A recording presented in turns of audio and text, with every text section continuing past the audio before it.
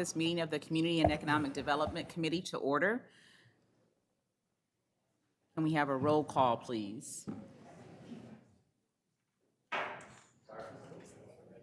We're just ready for the roll call for Community and Economic Development. Brown? Here. Wayhill?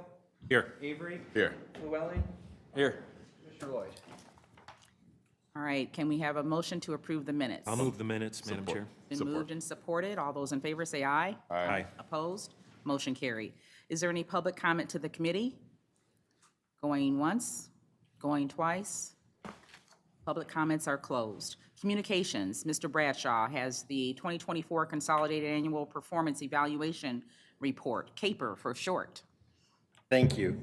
Thank you, Commissioner. Just to give everybody a heads up, we're right in the process of public comment on our report on our CAPER report. Our public comment period ends on July 23rd. So this is an opportunity for people to review it. We attached a link to it. To summarize, it's a little over $2 million in federal funds through community development. That is our community development block grant, our home program, and emergency solutions grant. Those are the three programs that equal that. Ultimately, 32,000 households were impacted with this money. I think one thing, you look at a project like a water line or a sewer or a road project and you think, well, that's just one project, right?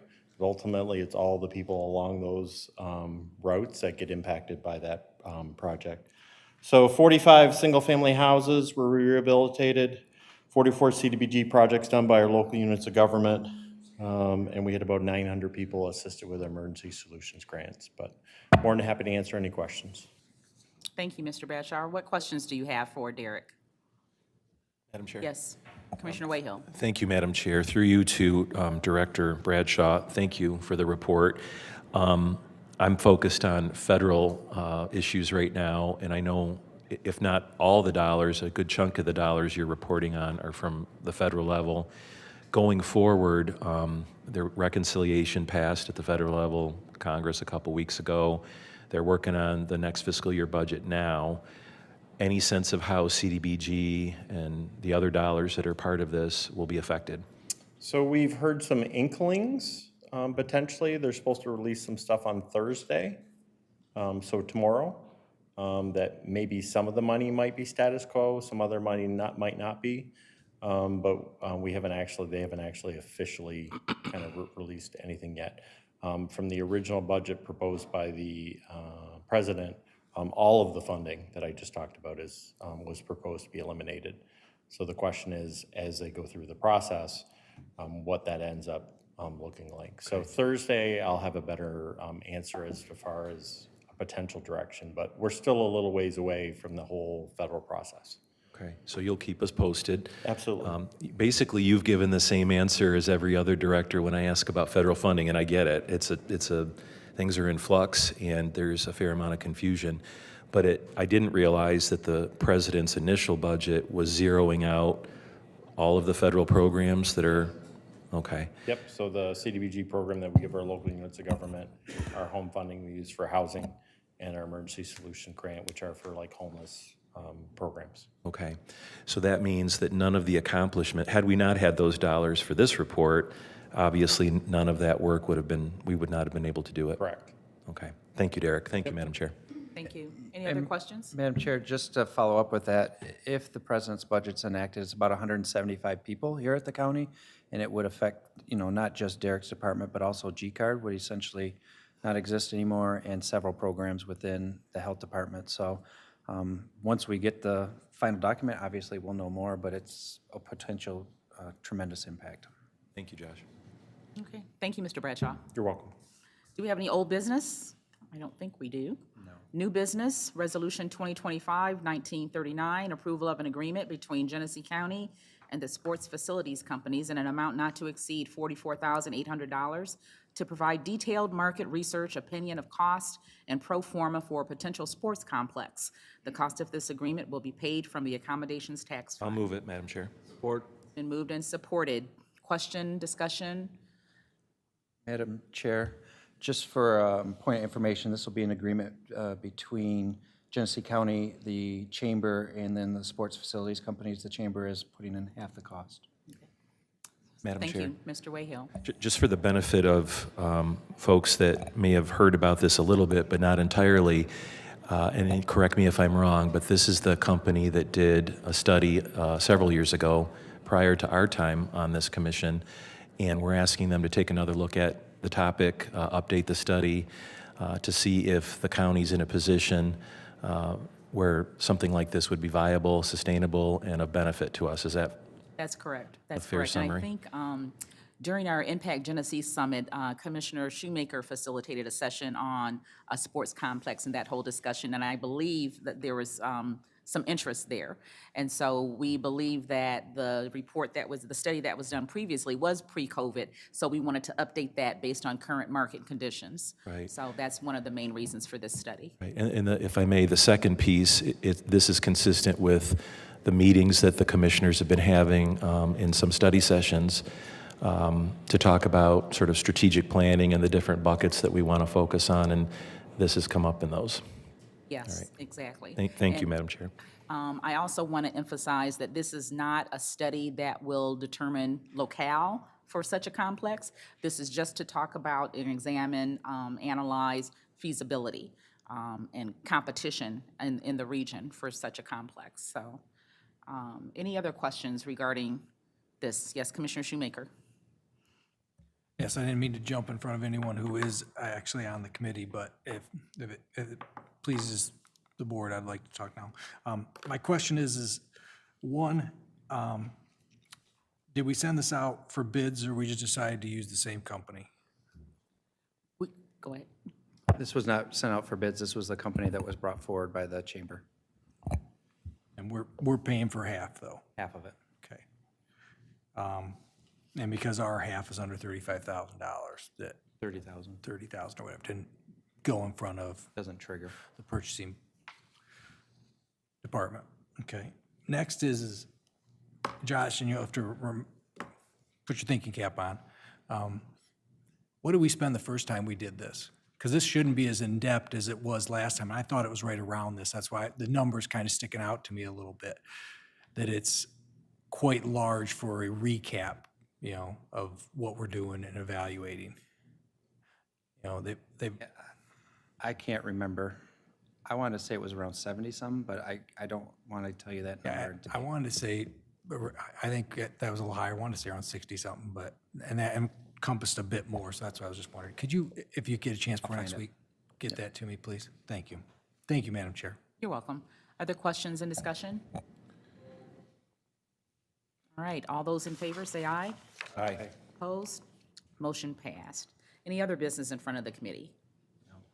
Okay, we are adjourned at 5:39.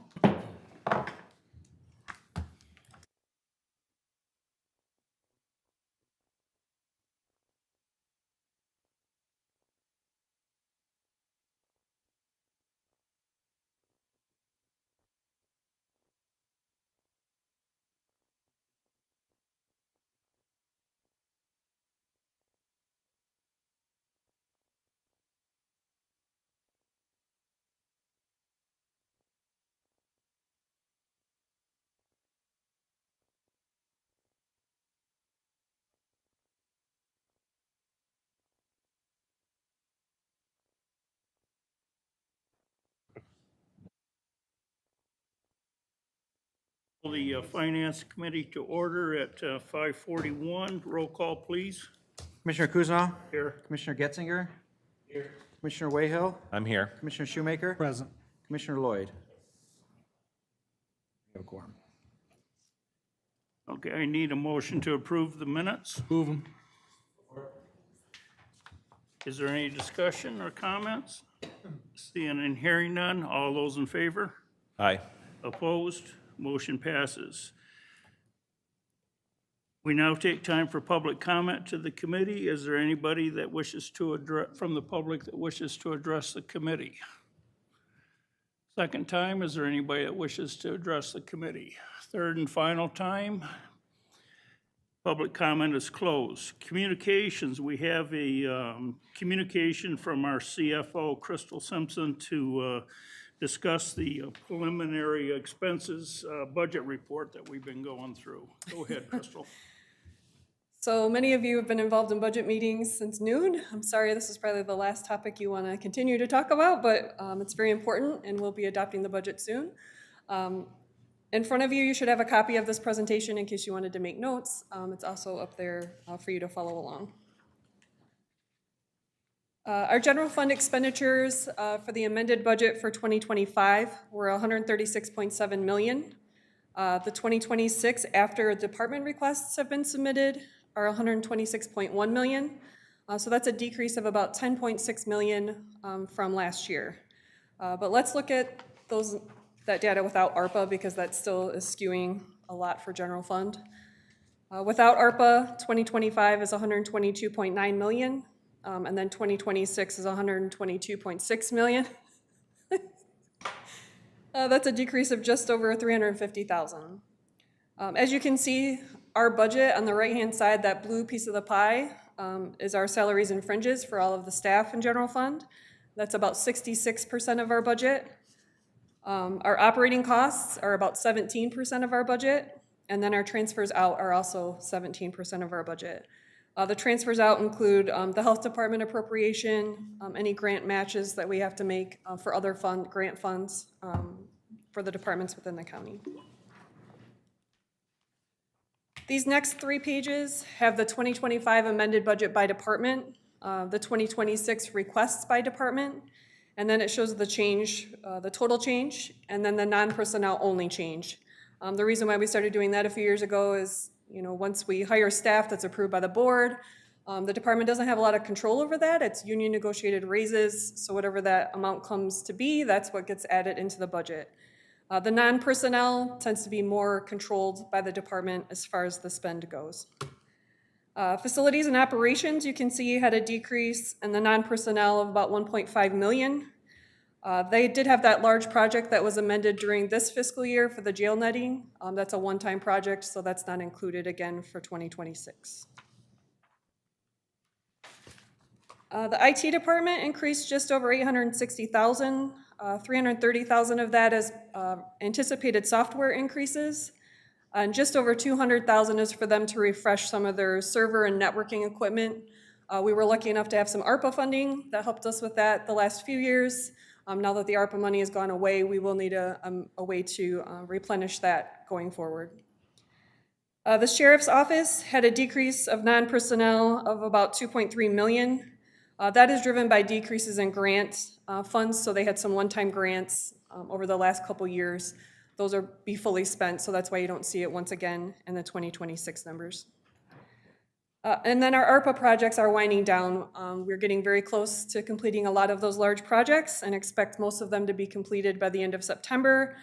So that's driving that overall decrease of about $10.2 million for ARPA for next year. And then our transfers out went down about $1.2 million. That's related to the required grant matches for those other funds, did go down. One thing I will point out on this previous slide, our required pension contributions are finally leveling out somewhat. It actually went down $16,000 for those additional general fund payments for 2026. But the OPEB contributions for retiree healthcare went up about $174,000 for next fiscal year for the amount that has to go into the VEBA trust. If we look at the general fund expenditures by function, you can see we spend about 27% of our budget on administration of justice. This includes the courts, the prosecutor, and then any grant matches that they need for grants that you've approved for next fiscal year. We have about 22% of our budget is law enforcement, so that includes the sheriff department as well as any grant matches they have as well. 19% of our budget is appropriations. Again, this includes our bond payments, our retiree healthcare contribution, our additional pension contribution, and then our drains at large payment that we have to make for their projects under statute. This leaves 32% for everything else that the county does. It's 32% to drive every other department of the county. So currently, this is where we were prior to the budget meetings that started at noon today. Our current shortfall was just over 77,000, but for reference, we were $2.4 million short at this time last year. The departments, when I sent out my questions, most of them were very timely in getting back to me even prior to their budget hearing so that we can make the updates in real time. So I'm very comfortable with where we are at the moment. We did have some additional asks that were discussed in the meetings today, so there may be some other things coming for you to consider, but we will continue to work through those until the budget comes to you in August. And just a reminder, under Public Act 2, the budget is still considered balanced even if we use fund balance. As long as whatever your expenses exceed your revenue, if you have available fund balance, that's still considered a balanced budget under Public Act 2. Typically, we only use fund balance for one-time costs. We don't want to be dipping into fund balance every year just for operational and personnel needs, but typically we do that for one-time costs. And then next steps as we move forward, we're still reviewing after our budget hearings today. My team will be looking at those questions and answers tomorrow. The meetings have been held with each department. Again, those just wrapped up this afternoon. Our plan to move forward is the proposed budget will be to you on August 13th at the Finance Committee, and then the final budget will come to you on the August 20th board meeting. Are there any questions? Mr. Chair. Yes, Mr. Wayhall. Thank you, Mr. Chair. Through you to Director Simpson. Curious to know whether some of the efficiencies and savings that we anticipate from the capital plan, the capital operations plan or outlay plan, are reflected in some of these expenditures going into the new year. So for example, obviously we're moving into the tower August 1st, this building, 3 other buildings. My impression is that energy costs, for example, are going to go down. Is that estimated as part of this? We have built in some of the easier to estimate savings. Some of the others, it's going to take a little more. We're still looking at that. It's hard to know. We intend to shut this building down as soon as possible, but we're not entirely sure, now that we don't have a buyer, how long that's going to take. So there could still be some overlap with this space and the new space, but we're hoping to keep that as minimal as possible. Okay. And then I noticed in the pie chart, it's health services, relatively small amount, percentage-wise, or human services, I should say, 7%. How much of that is grants? In general fund, there's no grants included in that. It is the health department appropriation, and it's also the amount that we give to GHS for their appropriation from general fund. Okay, so that's all general fund generated by the millage? Yes. Okay. No, not the millage, I'm sorry. It's the general fund appropriation that we have to give GHS and health department. Okay. The GHS millage is in a separate fund outside of general. Got it. So this, and the general fund is about 130 million or 126, but if we round up a little bit. And the remainder, the additional money the county spends on services is grants, including governmental grants from different sources. Yes. Which isn't part of this. Yes, so when we come in the August meeting at the Finance Committee, I'll have the proposed budget book, and that will have every fund, every department included in that particular budget. So all of those separate grant funds, you'd be able to see those separately. But for this presentation, we typically focus on just the general fund. Understood. Okay, thank you for clarifying that. Thank you, Mr. Chair. Is there anybody else with any, Mr. Shoemaker? Yes, thank you, Mr. Chair. Through the chair to Crystal, could you get me a copy of what the proposed budget of 2025 was before they were amended from each Before department? amended? Sure. Please, yes, thank you. Thank you, Mr. Chair. Is there anybody else that has any, Dr. Brown? Thank you, Mr. Chair.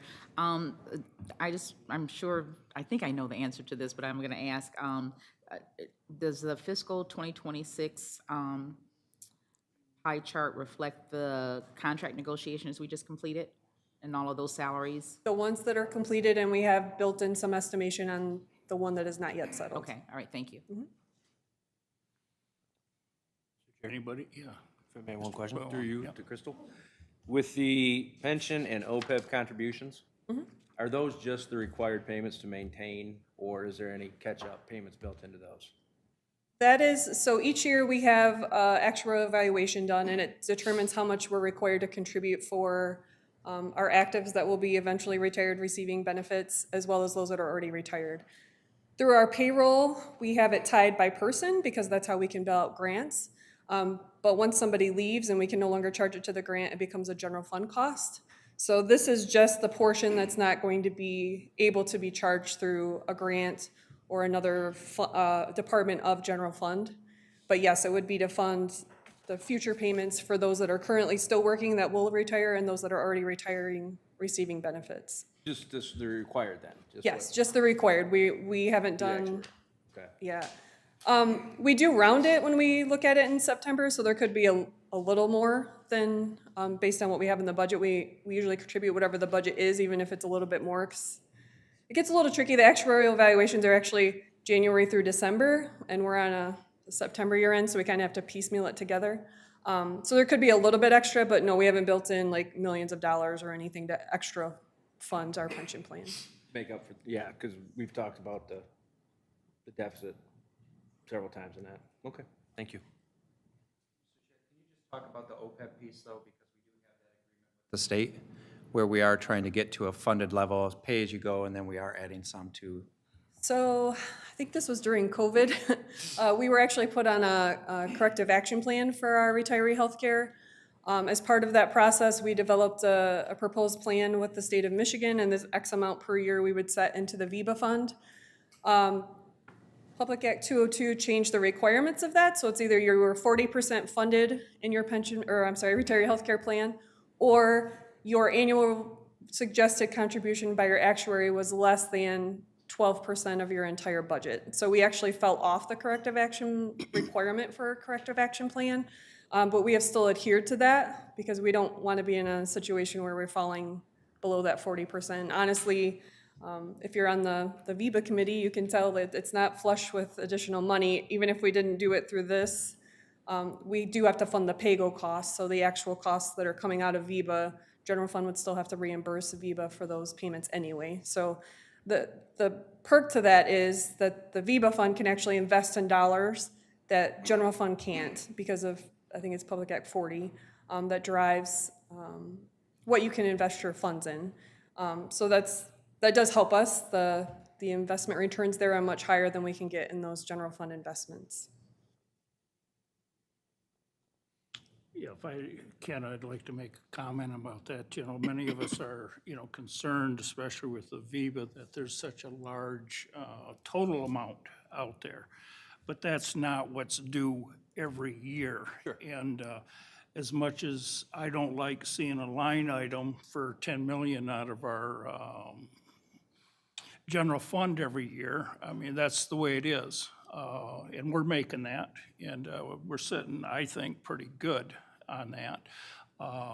We've been able to, throughout the years, that used to be a lot higher. We were going to have to be paying a lot higher amount, but we've made some adjustments to lower that. And like I said, I don't like a line item of 10 million, and someday that will drop off, but for now, it's within the budget.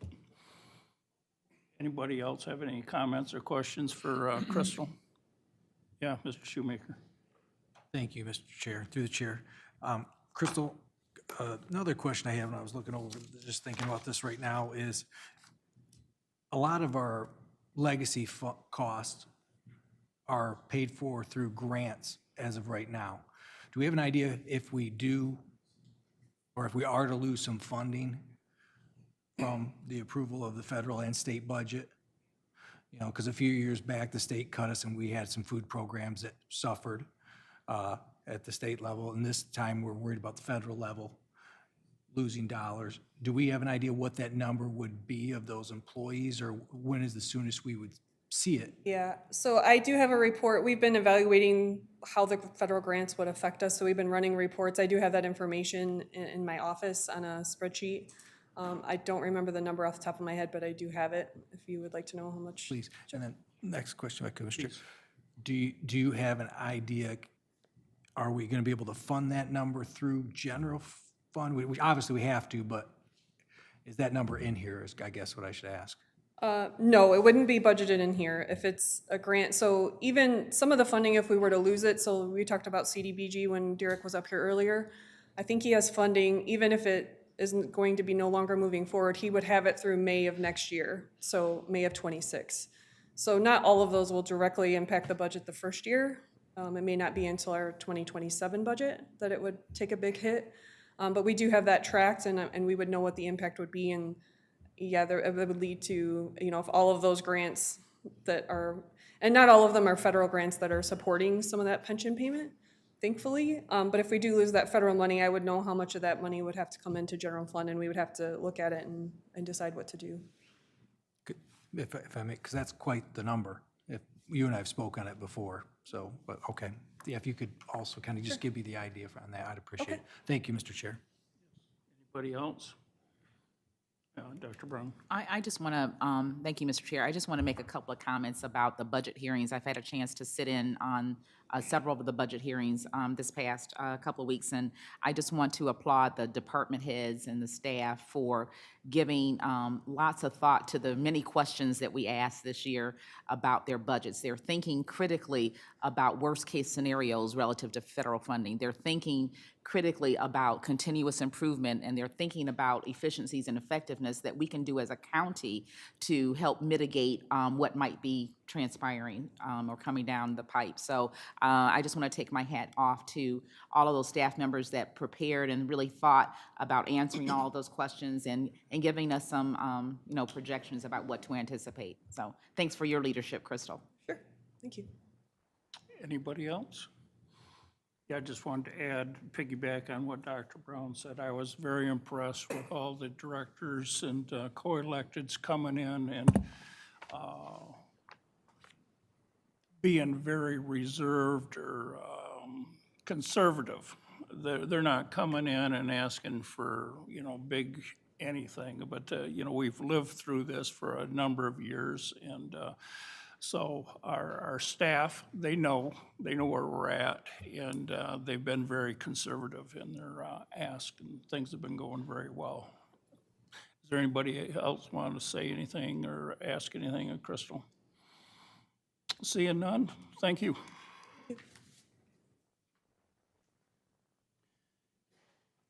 I don't think we have any old business, do we, Mr. Freeman? No, sir. New business. I need a motion for Resolution 25-1867, approval to create, post, and fill 3 police deputy positions to provide security for the Genesee County Tower Building. Support.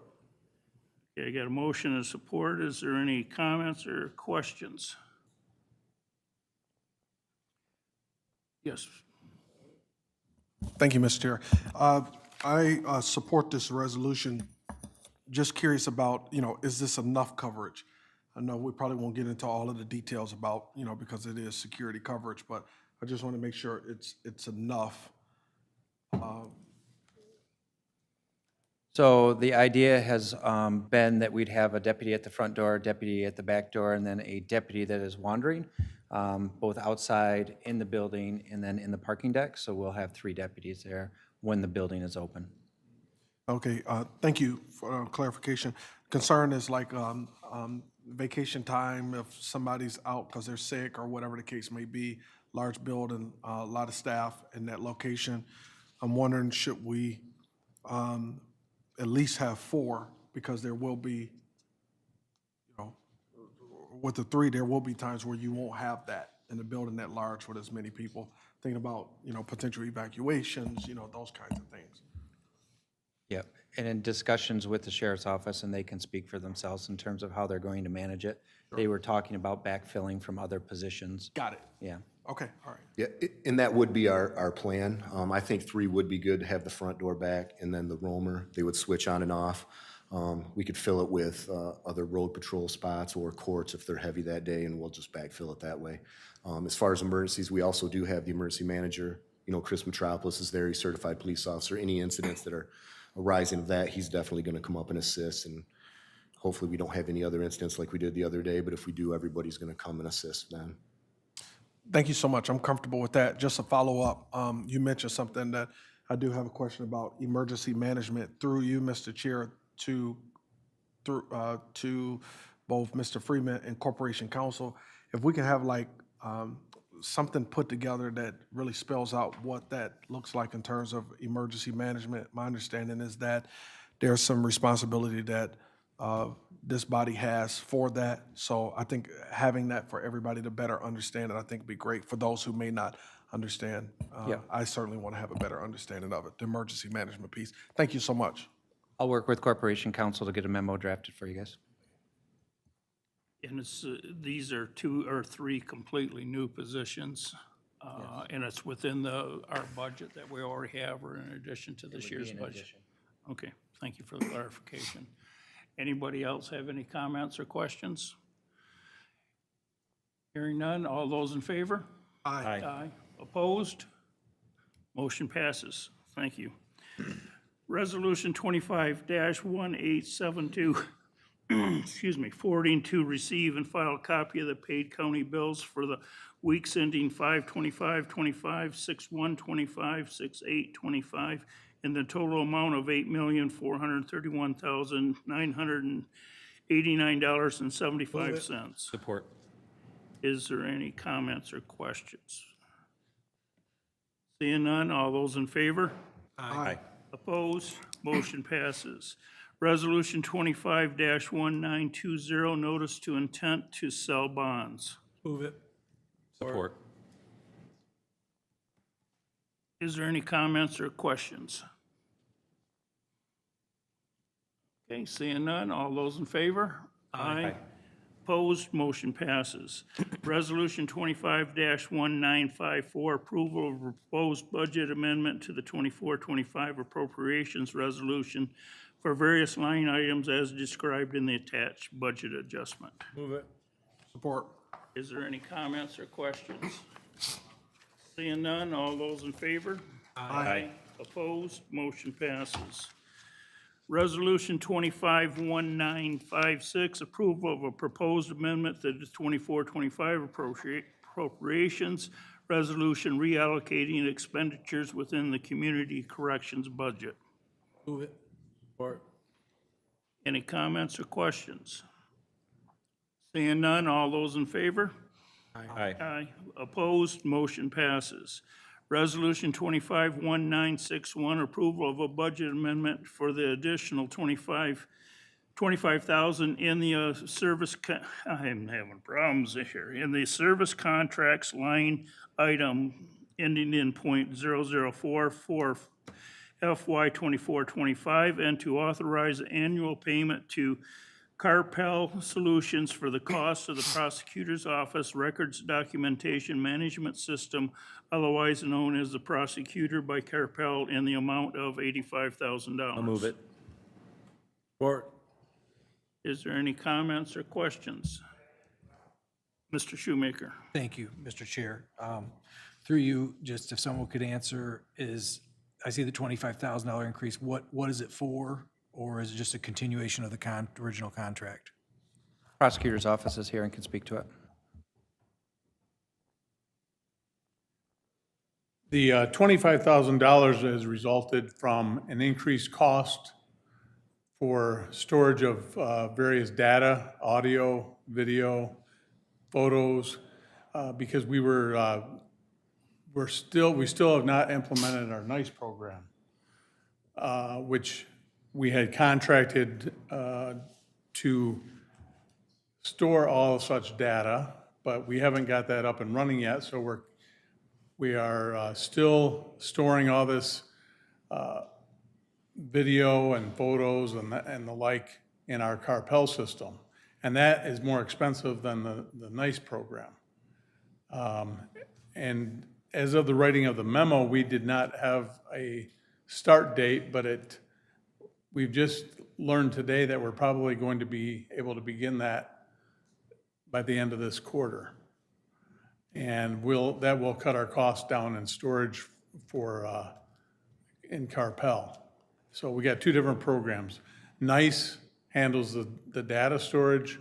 Carpel is doing that for us now, but that was supposed to be a short-term situation, but it got extended and therefore we have greater cost to the amount of $25,000. Is that right, Rochelle? Have I basically explained it? Yes, sir. So do we have an estimated time project will be complete then? What's that? The conversion, when will it be complete? Do we have an estimated time when it's Well, going to be complete? I know when they're starting. We're hoping that it will be by the end of this, maybe next month. It will begin, the conversion process will begin. And then over time, we will be cutting off the need to continue to store the audio and video, body-worn camera video, photographs. We won't have to continue to store it in Carpel, which is our electronic data management system. They were both kind of going forward simultaneously, and the NICE, N-I-C-E program just, it never got up off the ground and running as we had planned on. And we're very frustrated by that. But in the meantime, it's caused us to have greater expenses using the Carpel system, which you've, I got that. What I'm trying to figure out is if they start next month with actually the conversion of the data, when do you think they'll be complete with converting the data to the new system? Did they give you an estimate of it's going to take a month, it's going to take 3 months, or? Rochelle is better equipped to answer that Sorry, than I was on the meeting this morning. So NICE is working with Carpel. They're looking to try to create and develop some means to one-time move the data, so it won't take very long. That hasn't been developed yet, but from what I heard today after my first meeting with them was that Carpel has a solution. That hasn't been announced. It was told to me by another person from NICE, but it wasn't announced. But I'm hoping by our meeting next week we'll know. But our whole plan is to, once we go live, either mid-quarter or towards the end of the quarter, that if they can't move all of the stuff at once, that we have a report that we can create. So the largest files that we have in our system, most of them are homicides and things like that, that we'll be able to get that information, pull it out, and put it into NICE. So if they can't do it for us, we'll have our staff start moving it, the largest files first, obviously. Currently, we are working on deleting cases due to our records retention policy, which is lowering the storage.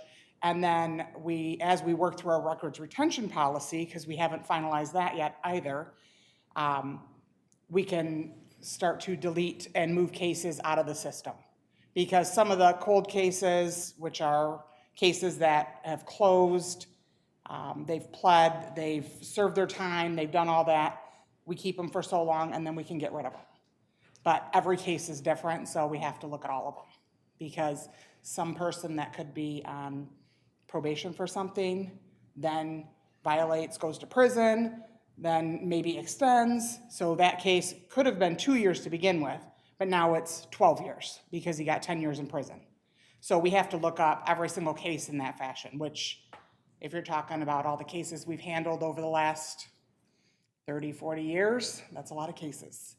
So we are plugging away currently, and our plan is to get as much moved as quickly as possible because we want those costs to drop.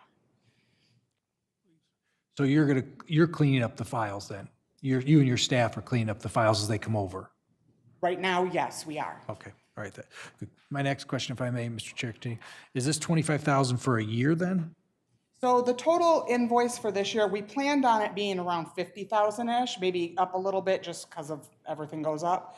But when we got this bill, there was 31,500 in storage costs. We get 2 terabytes free. That's included with our contract. And we are charged, I think on this one, it's 65 terabytes is what we're using in storage.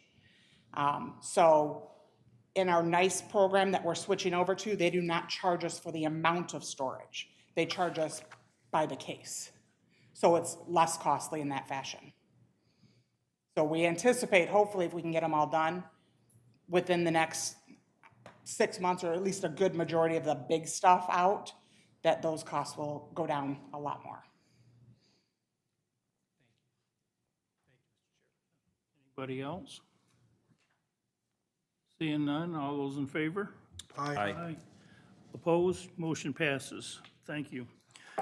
Resolution 25-1964, approval of a purchase order with Advanced Local Media in the amount of $11,224.99 to provide for an HPV vaccine communications campaign for Genesee County's Health Department. I'll move it. Support. Is there any comments or questions concerning this? Mr. Shoemaker? Thank you, Mr. Chair. If I could have an answer of what this marketing or media program entails.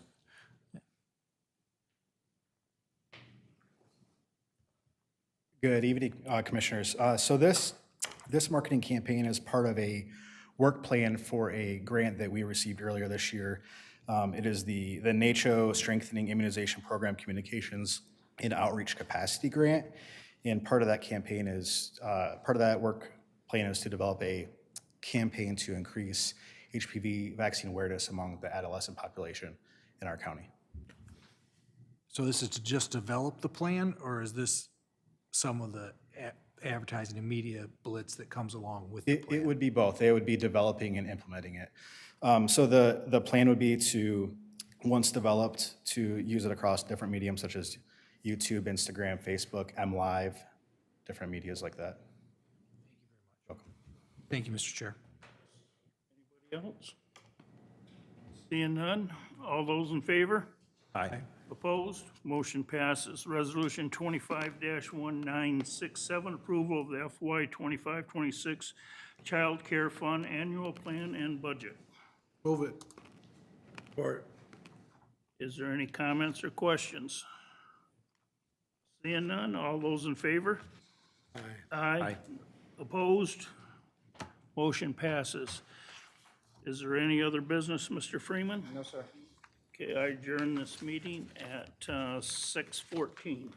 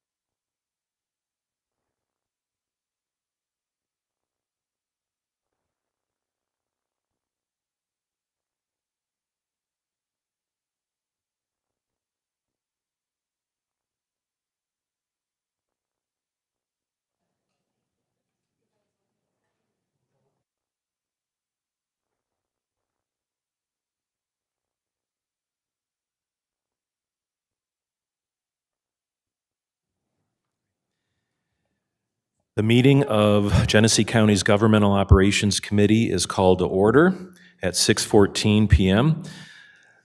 Roll call, please. Commissioner Wayhill? Here. Commissioner Shoemaker? Present. Commissioner Winfrey? Here. Commissioner Flewelling? Present. Commissioner Lloyd? Present. We have a quorum. We have approval of minutes, Resolution 2025-1976 from June 11th, 2025. Support. Moved and supported. Is there discussion on the motion? All those in favor, please signify by saying aye. Aye. Any opposed? Motion is carried. Now is time for public comment to this committee. Do we have public comment? Do we have any public comment to governmental operations? Asking one last time, no public comment. Public comment is closed. It appears we have no communications and no old business. Oh, we do have old business, excuse me. Resolution 2025-1369, approval of an update to Genesee County's vehicle operation and driving for work policy. Move it. Support. Moved and supported. Is there discussion? Commissioner Lloyd. I just wanted to say that there's been a lot of discussion on this item over the last couple of months, but we've also taken the time to meet on multiple occasions with, particular departments that raise concerns about this and about this particular policy. But think that the policy before us is a policy in its form that will go a long way to protect the interests of Genesee County, the residents of our county, resources and such. So just wanted to take my hat off to my colleagues who are part of the government, who are part of those that kind of reviewed and met. A lot of work in this, and I'm glad that it's before us today. Do we have additional discussion? No? I'll add, as a member of the committee or in the subcommittee that met with the Sheriff's Department several times to talk through this, that I think we arrived at a consensus where we can honor some of the concerns that the Sheriff's Department has, but also protect the county in terms of liability and risk. I'll mention that in addition to Commissioner Lloyd, Commissioner Shoemaker, and myself, our Director of Administration, our Corporation Counsel, and Risk Manager Katie, who's in the back, we're all at these meetings. And we had some good, robust discussion and arrived at the policy that you see before you. So I think we're in a good spot. Any further discussion? All those in favor, please signify by saying aye. Aye. Any opposed? The motion is carried.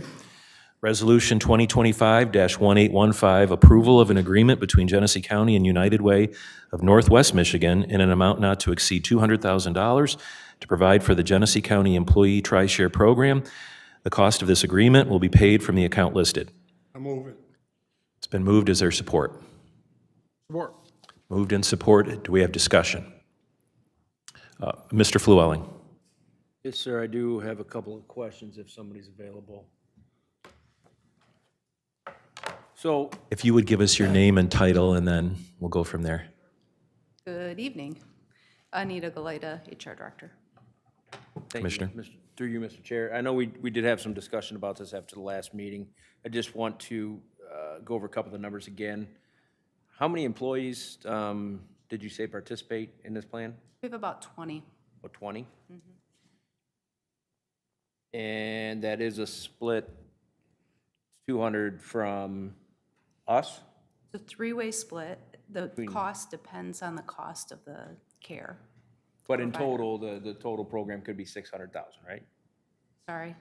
So there's 200 coming from us, from the state. It's a If it's maxed out. percentage split, 1/3 the Right. state, the employee, and the county.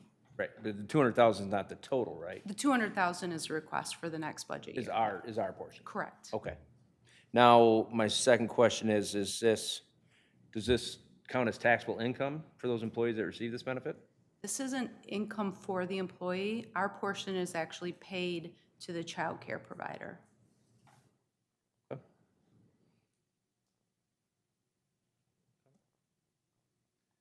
Do we have additional discussion? If I'm remembering, if I may, the Tri-Share program, obviously it's a three-way split. Is the state the third partner? It is. Okay.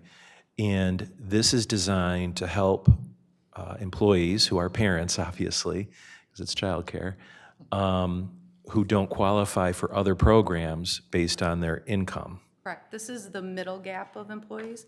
There's low-income programs for certain individuals who are working, the working poor or non-working.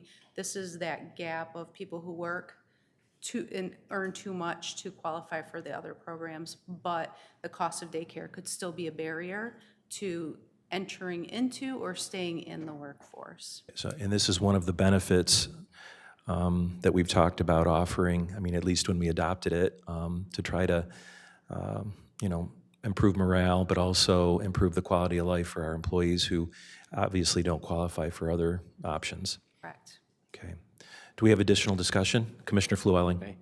Through you, Mr. Chair, this comes out of the general fund, correct? This is general fund, yes. And so that's some concerns that since this program started, a lot of my constituents have talked to me about this, that it spent 10, 15, 20 years paying childcare, two parents working, trying to make their way. They just aren't real keen on perhaps indirectly paying again for somebody else. So that's where my opposition to this comes from. Okay. Do we have additional discussion? All those in favor, please signify by saying aye. Aye. Any opposed? No. So I think the motion's carried, but I didn't get the motion is carried. Thank you. All right, under new business, we have Resolution 2025-1751, approval of a grant award from the CS Mott Foundation in the amount of $1.2 million to provide for Operation Arrowhead. The term of this grant is from August 1st, 2025 through July 31st, 2026. Move it. It's been moved. Is there support? Moved and supported. Is there discussion? Commissioner Shoemaker. Yes, through the chair. My question is, this resolution here is the approval to accept the grant, and then resolution Looks like it.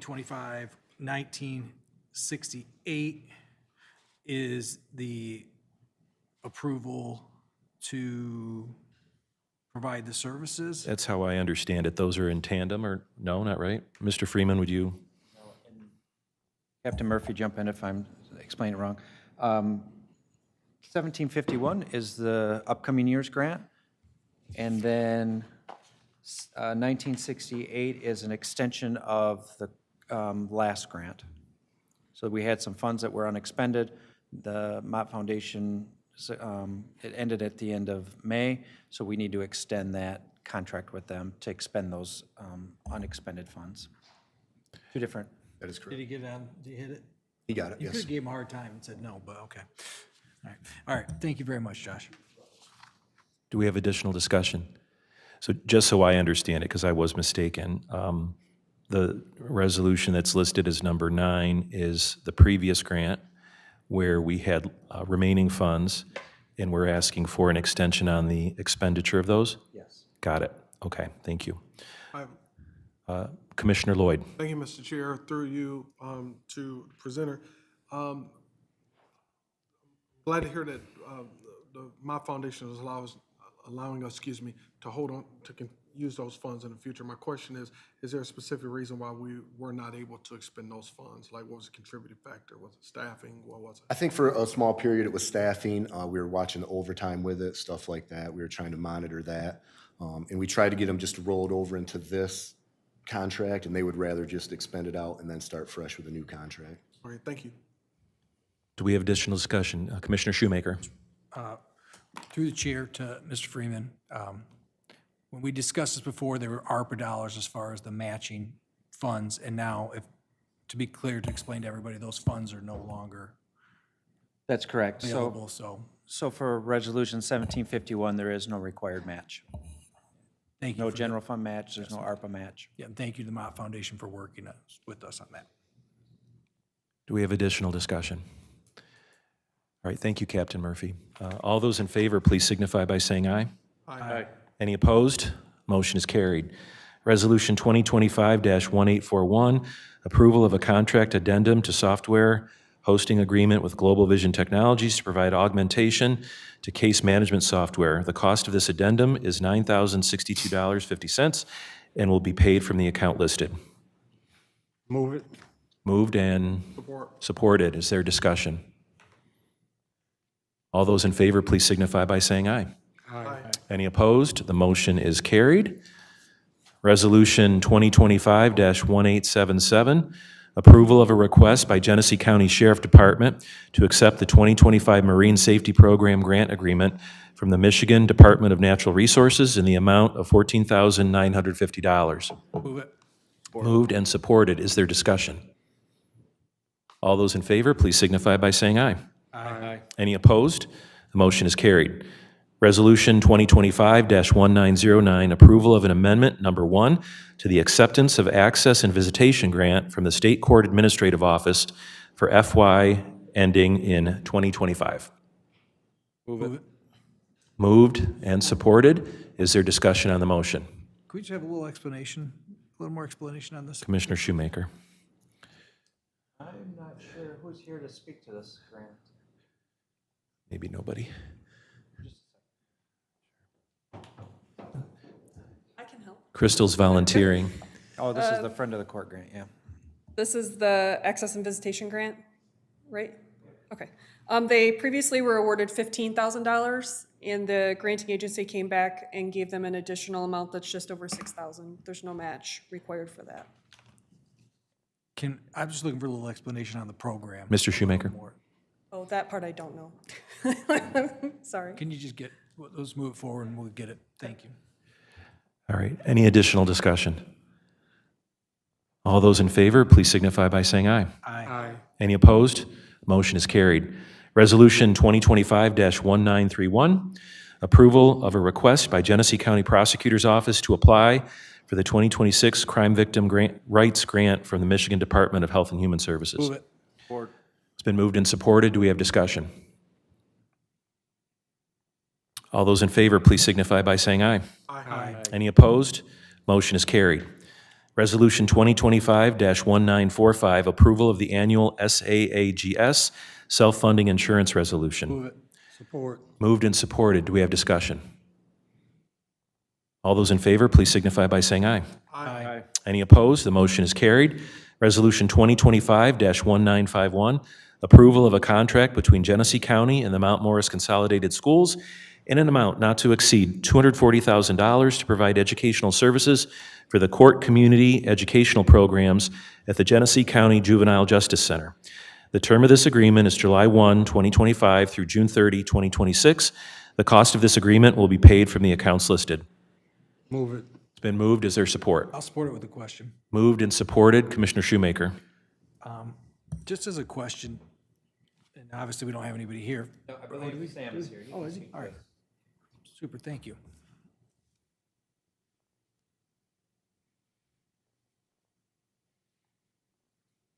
Good evening, Commissioners. Good evening. Hello. Thank you. Through the chair, if I may continue. My question is, obviously, this is the program to educate these individuals while they're in the system.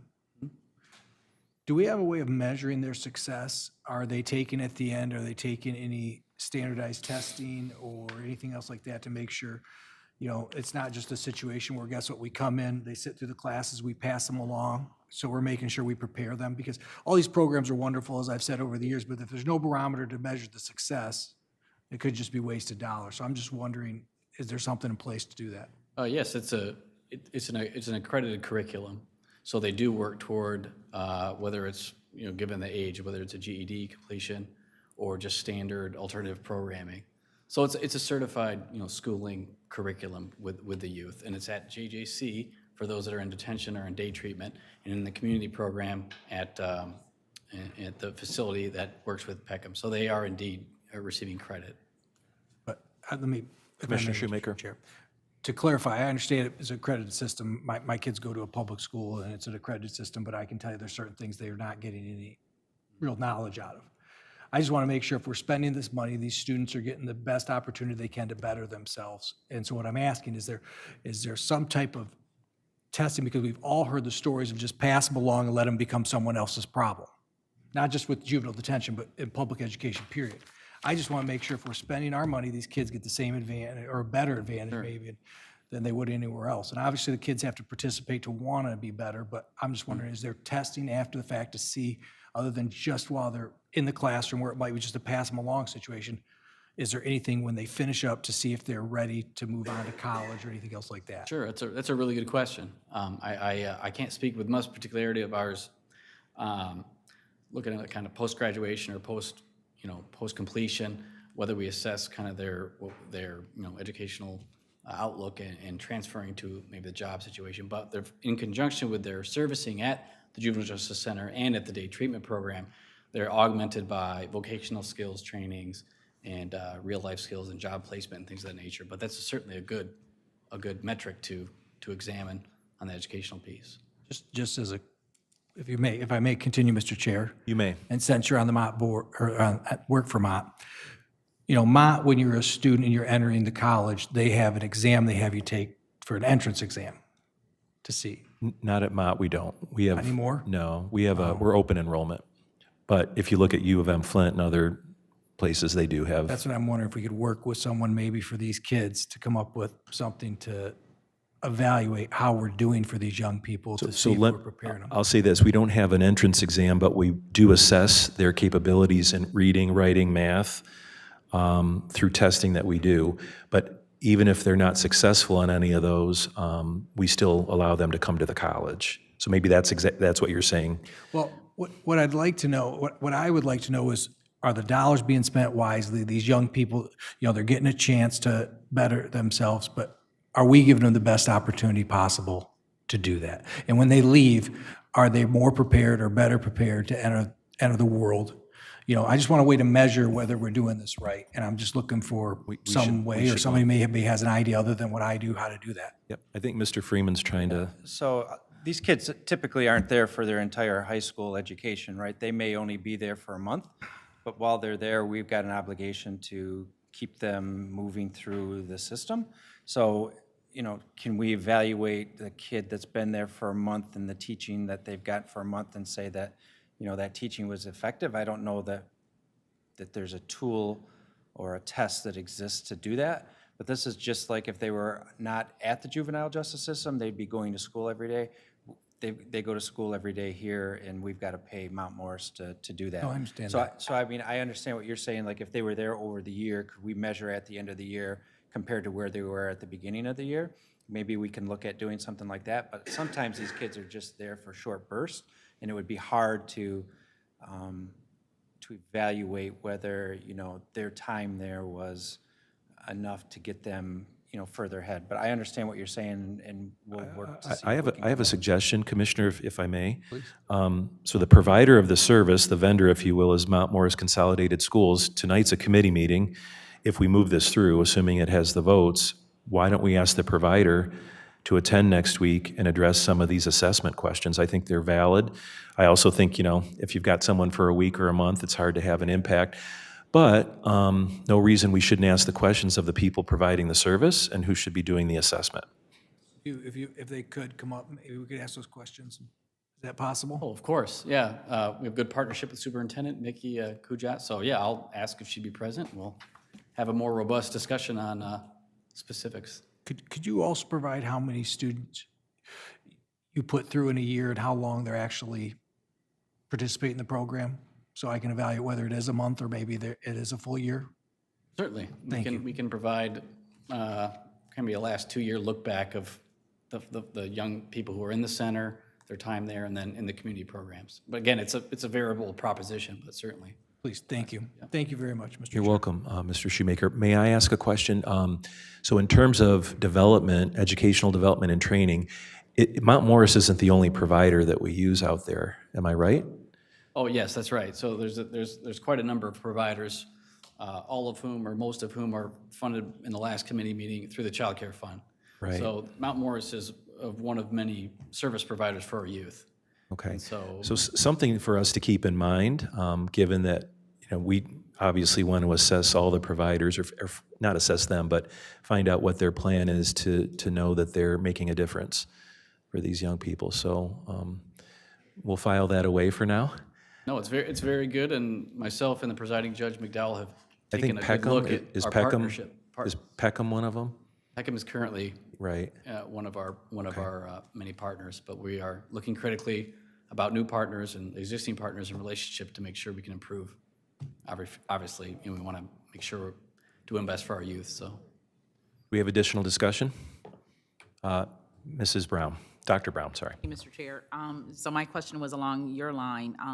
Is there a reason why we went with Mount Morris Consolidated Schools as the district to provide these services? well, Mount Morris has had an existing relationship in the Juvenile Justice Center, providing these specialized programs for the specialized youth for a number of years.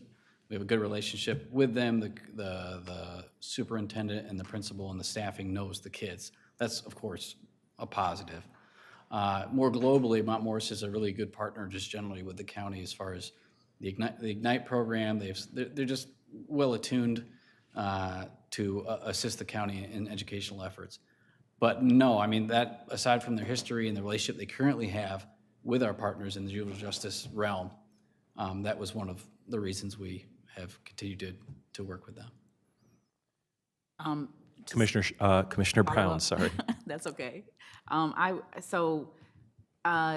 We put things out, contracts out for bid pretty regularly, or every 2 years, 3 years, or whatever. I would like for us to consider putting this particular program out for bid based on some of the data that we may or may not receive, and the performance data, because it is very important that we see progress with those students. Just like, at the state level, they look at performance data for teachers and how they have been able to improve from the beginning of the semester to the end of the semester. Even though we have these students for just a short period of time, I know that students can benefit from who that teacher is. And so I would just like for us to just evaluate that and on a deeper level, and not just do it because, oh, the relationship has been there forever and ever. It doesn't mean we have to do things that way continuously. Yeah, certainly. No, understood that. Thank you, Commissioner Dr. Brown. I think I got it right on the third try. Thank you. You're welcome. Any other discussion? All those in favor, please signify by saying aye. Aye. Any opposed? Motion is carried. Resolution 2025-1960, approval of an agreement between Genesee County and Peacekeepers International in an amount not to exceed $40,000 to provide training to 100 police officers and 100 community members in bias and sensitivity training. This is a grant-funded agreement. Is there a motion? I'll move it with the question. Moved and supported. Commissioner Lloyd. I'm just curious, thank you, Mr. Chair. I'm curious how the community members are selected. What does that demographic represent? And the same question for the police officers as well. Is it Sheriff's Department officers? Is it officers from throughout the county? Can you speak to who? Would you identify yourself and your title, and then? Mr. Chair, thank you. Commissioners, thank you for the opportunity. Gerald D. Snodgrass II, 26 years at the prosecutor's office. I'm Mr. Layton's current bureau chief in charge of restorative justice and violence reduction, which I've met with some of you before. I appreciate that opportunity. It's a new bureau at our office, and this is one of the first programs that we're attempting. My mission from Prosecutor Layton was to first try to stop youth violence, and we have a youth safety initiative that we're running. But the other few missions, he gave me multiple missions, but one was restorative justice, and the third was to try to work on the relationship between the police and law enforcement officers in the community. So this is the first effort in that realm. In terms of selection, we're relying on Captain Muhammad, who's the international chief of the Peacekeepers. I work locally with Jaleel X, who's the local chapter president here on a variety of different projects, but he's going to be selecting the community members through their organization. I'm working on selecting the police officers. We're going to start with 25 Flint police officers, thanks to Chief Green, who's also donating to the project. So his part is $10,000 in the event. So, well, by the way, we're also contracted with Michigan State through a grant through ALPACT to study it. And we were just talking about studying the results. That's something we're keenly aware of and trying to study all the things that we do to make sure that we have evidence to prove that they're effective. Commissioner Lloyd. Thank you so much. Mr. Jaleel X is an excellent community contributor and does excellent work. A lot of success in the programs in which he champions in community. I would like to see, I heard City of Flint, that's great. Also, interested to see if there's going to be some participation of folks from the Sheriff's Department as well. So that's all I have. Thank you for the. If I may, Mr. Chair? Yes. Commissioner, we are definitely, my goal is to do 25, 25, 25, 25 from all around the county, including the sheriff's deputies. Some of our other programs involve the sheriffs as well. We had a recent restorative justice session where we brought 5 defendants together with 5 sheriff's deputies and had them talk out a situation. So I'm keenly aware of that. We definitely want to get some of those out-county departments as well. Yes, just one follow-up comment, and that was going to be my last comment, not just Genesee County Sheriff's Department or City of Flint, but certainly some of the smaller departments from throughout the county. You know, it could be a good opportunity for some of that information to be spread around. Thank you. Yes, sir. Yes, sir. I've been actually to multiple chiefs meetings I started a long time ago selling on the anticipation that this board would allow us to do this, so. Thank you. Thank you. Do we have additional discussion? Mr. Shoemaker. Through the chair, could this or was this sent out for bid? If I may. You may. Thank you, Mr. Chair. So, Commissioner, what we've developed this from is a community partnership that we built with the Peacekeepers. So it's specific to that group and organization. Captain Muhammad is in 33 different cities in this country. He's actually overseas as well, in England. And they teach specific types of training for citizens and for officers. Our idea was to work with them based on the history they have of training both sides. Our idea was to bring them together and to try to train them at the same time. Our philosophy, Mr. X, Jaleel X, and I, we've decided that probably a lot of the relations that we have between officers and citizens used to have community policing, used to have officers in the community getting to know people. We feel like we've lost that relationship. So the idea was, with this specific group of people, to come together and get citizens and officers in the same room for the same time at training, so. Commissioner Shoemaker. Can you explain what the training looks like? Is it virtual? Is it in person? In person, and it won't be on any county property. We've already talked about that extensively, and that's in the contract as well. But it's basically an 8-hour, so like a full day training, where officers are not allowed to bring weapons. They're in plain clothes, and they sit amongst citizens, and nobody knows who anybody else is. We have the peacekeepers employ a trainer that is a former chief of police from the South. And he has developed a whole curriculum that I went over extensively to try to check and make sure it was appropriate. They teach more mental health training for officers, because the philosophy of the peacekeepers is that the officers are overburdened with their work, and they're trying to affect their mental health and correct their mental health, and thereby making them better police officers. And they incidentally, their training for citizens is more respect for authority. So it's combining those two at the same time that we think where the action will actually create the magic. So that's the idea. I don't know if that gives you what you were looking for, but Kind of a long line, thank you. But yeah. just one more. Commissioner Shoemaker. I sound like Commissioner Lloyd. Just, sorry. Is there a way to get do they record these classes ever, or can we get an idea of what we're actually teaching? You know, because, you know, there's been other departments throughout the county who have hired people to teach, and unfortunately, it's made it back to this board that they weren't quite qualified or set up to do that. So is there a way we could see kind of what they do in advance, or like just a curriculum, like a, you know, just their agenda to begin with, and kind of something like Certainly, that? Could you get that to us if possible? Certainly. He sent me the curriculum.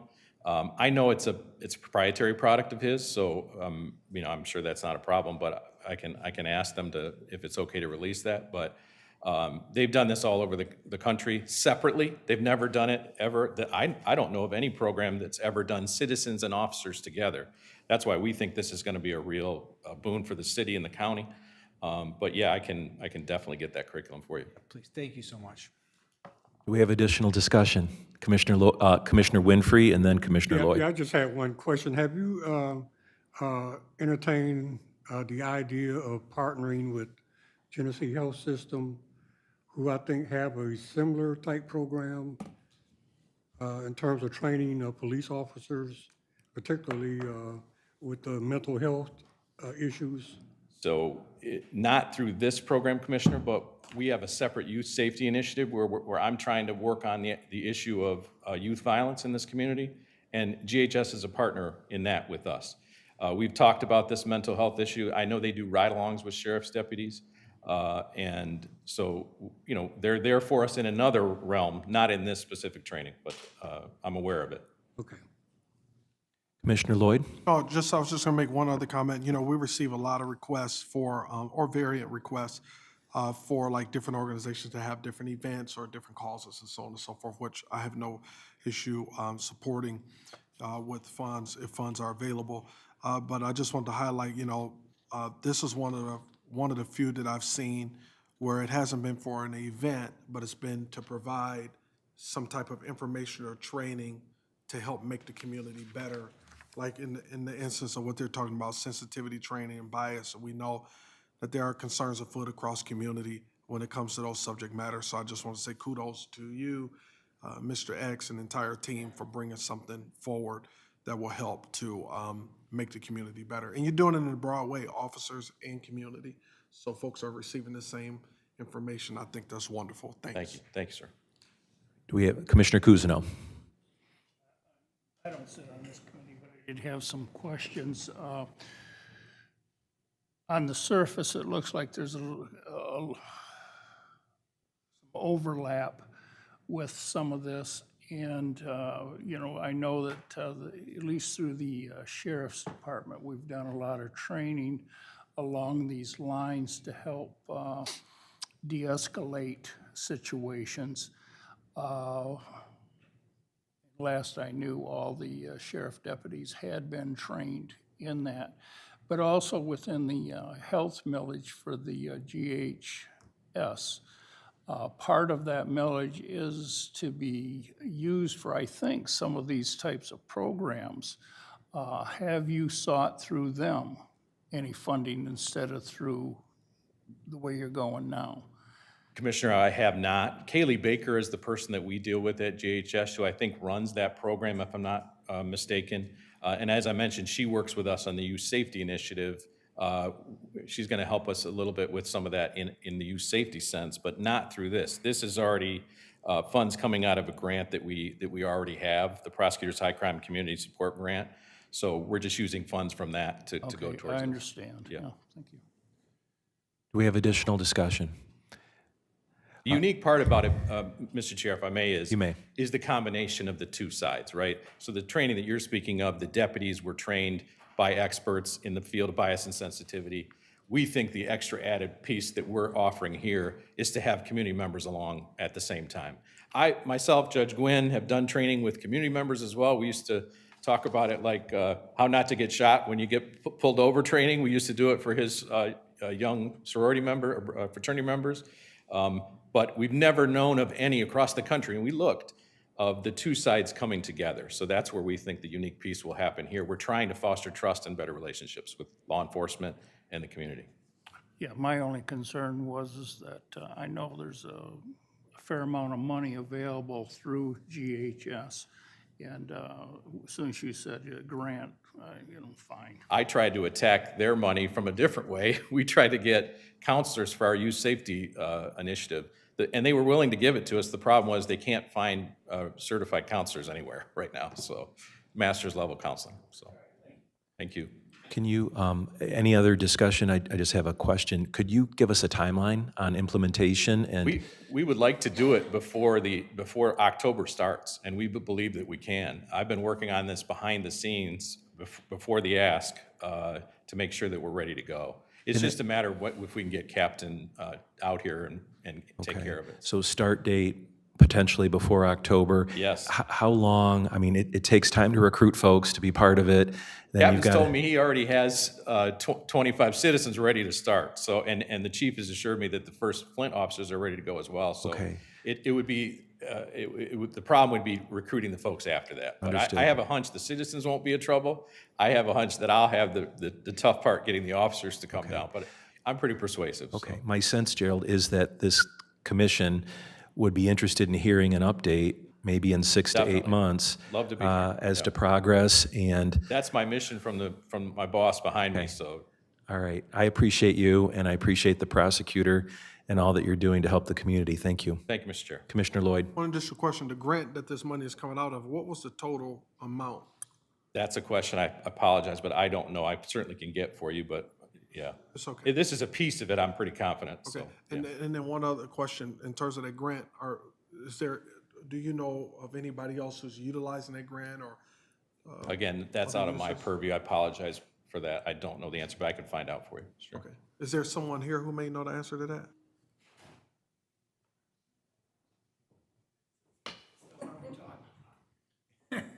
The answer is, Commissioner, $3 million, and no, nobody else is using it. Thank you. Notice how I didn't ask you to introduce yourself, Mr. Prosecutor. Thank you, sir. You're welcome. Do we have additional discussion? All those in favor, please signify by saying aye. Aye. Any opposed? The motion is carried. Thank you. Mr. Chair, I'm sorry if you indulge me. Mr. Prosecutor, so what you're saying is you're sharing? Sort of. Okay, thank you. I won't really go back to the budget meeting earlier. Let's just drop it. Thank you. Thank you. Resolution 2025-1968, approval to extend the contract approved in resolution number 2024-629 with the Mott Foundation in Genesee County to provide police services to a 10 square mile in the area of the city of Flint. It's been moved and supported. Is there discussion? All those in favor, please say aye. Aye. Any opposed? The motion is carried. We do have one add-on. I'll just say what it's about, and then we need a motion to add it to the agenda, support for that, then we need to add it to the agenda before it can be moved to pass it to commission next week. The topic is the International Overdose Awareness Day, August 31st, recognizing that. Is there a motion to put it on the agenda? So moved. It's been moved and supported. Is there discussion about adding it to the agenda? All those in favor, please signify by saying aye. Aye. Any opposed? The motion is carried. I traditionally read these, so I'll do it now. Oh, I'm sorry. Is there a motion to approve? So moved. Support. Moved and supported to approve. Thank you, Mr. Freeman, for that reminder. I will read it so the public knows what we are discussing. To the Honorable Chairperson and members of the Genesee County Board of Commissioners, Genesee County, Michigan, ladies and gentlemen, whereas overdose continues to be a public health crisis across the United States, taking the lives of over 100,000 individuals annually, with Genesee County tragically impacted by this ongoing epidemic. And whereas the day of August 31st is recognized globally as International Overdose Awareness Day, a time to honor lives lost due to overdose, reduce the stigma of substance abuse disorder, and promote evidence-based strategies for prevention, treatment, and recovery.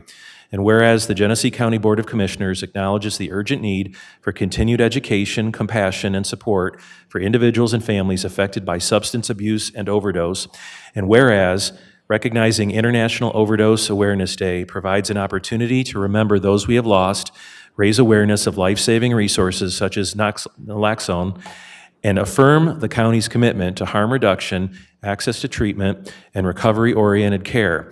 And whereas Genesee County is home to many advocates, service providers, recovery organizations, and impacted families who work tirelessly to save lives, reduce harm, and build a healthier, more supportive community for all.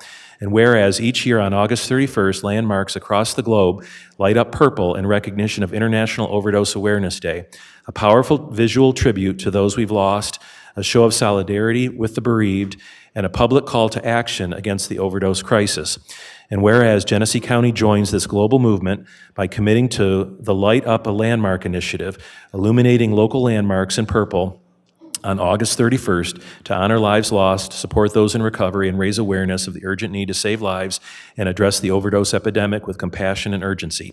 Now therefore be it resolved that the Genesee County Board of Commissioners does hereby declare the day of August 31st as Overdose Awareness Day in Genesee County beginning August 31st, 2025.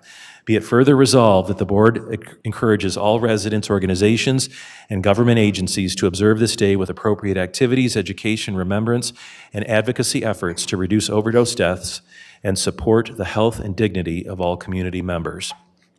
Is there discussion on the motion?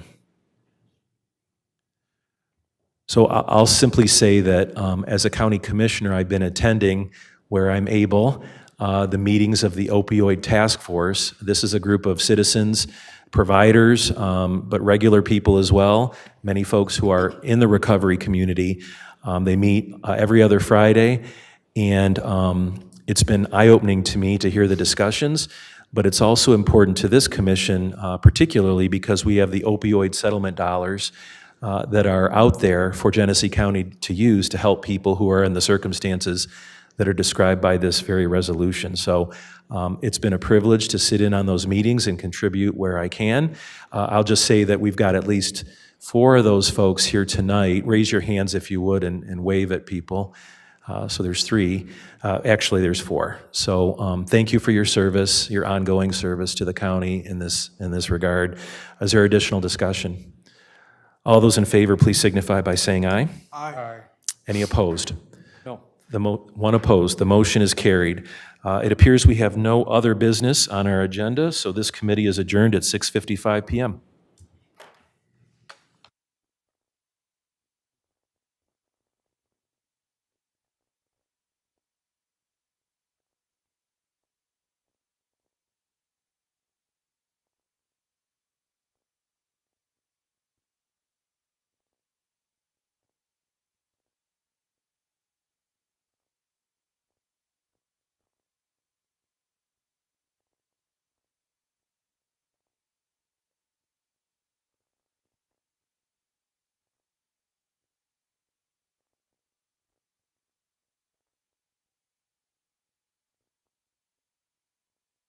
Call the Human Services Committee to order.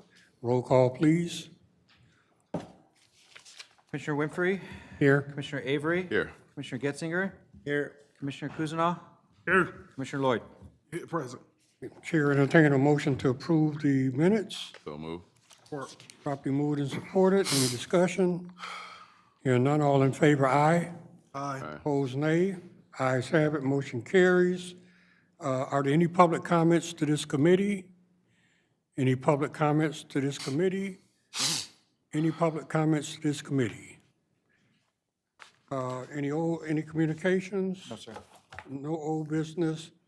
New business, Resolution 2025-1880, approval of an agreement between Genesee County and the Beecher Board of Education, an amount not to exceed $740,896 to provide for an early Head Start program within the Beecher School District.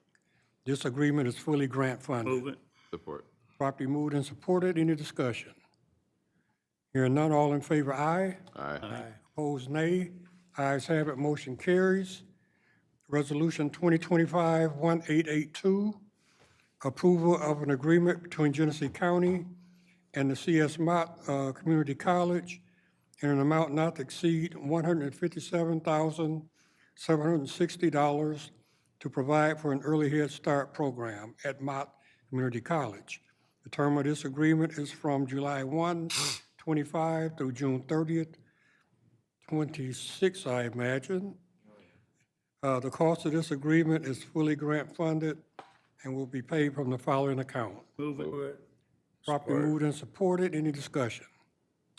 You're not, I'm sorry, Commissioner Wade. I wanted to wait to see if committee members, I'm not on this committee, but I'll point out that Mott College is my employer, so next week, assuming it passes on this motion, I will be abstaining.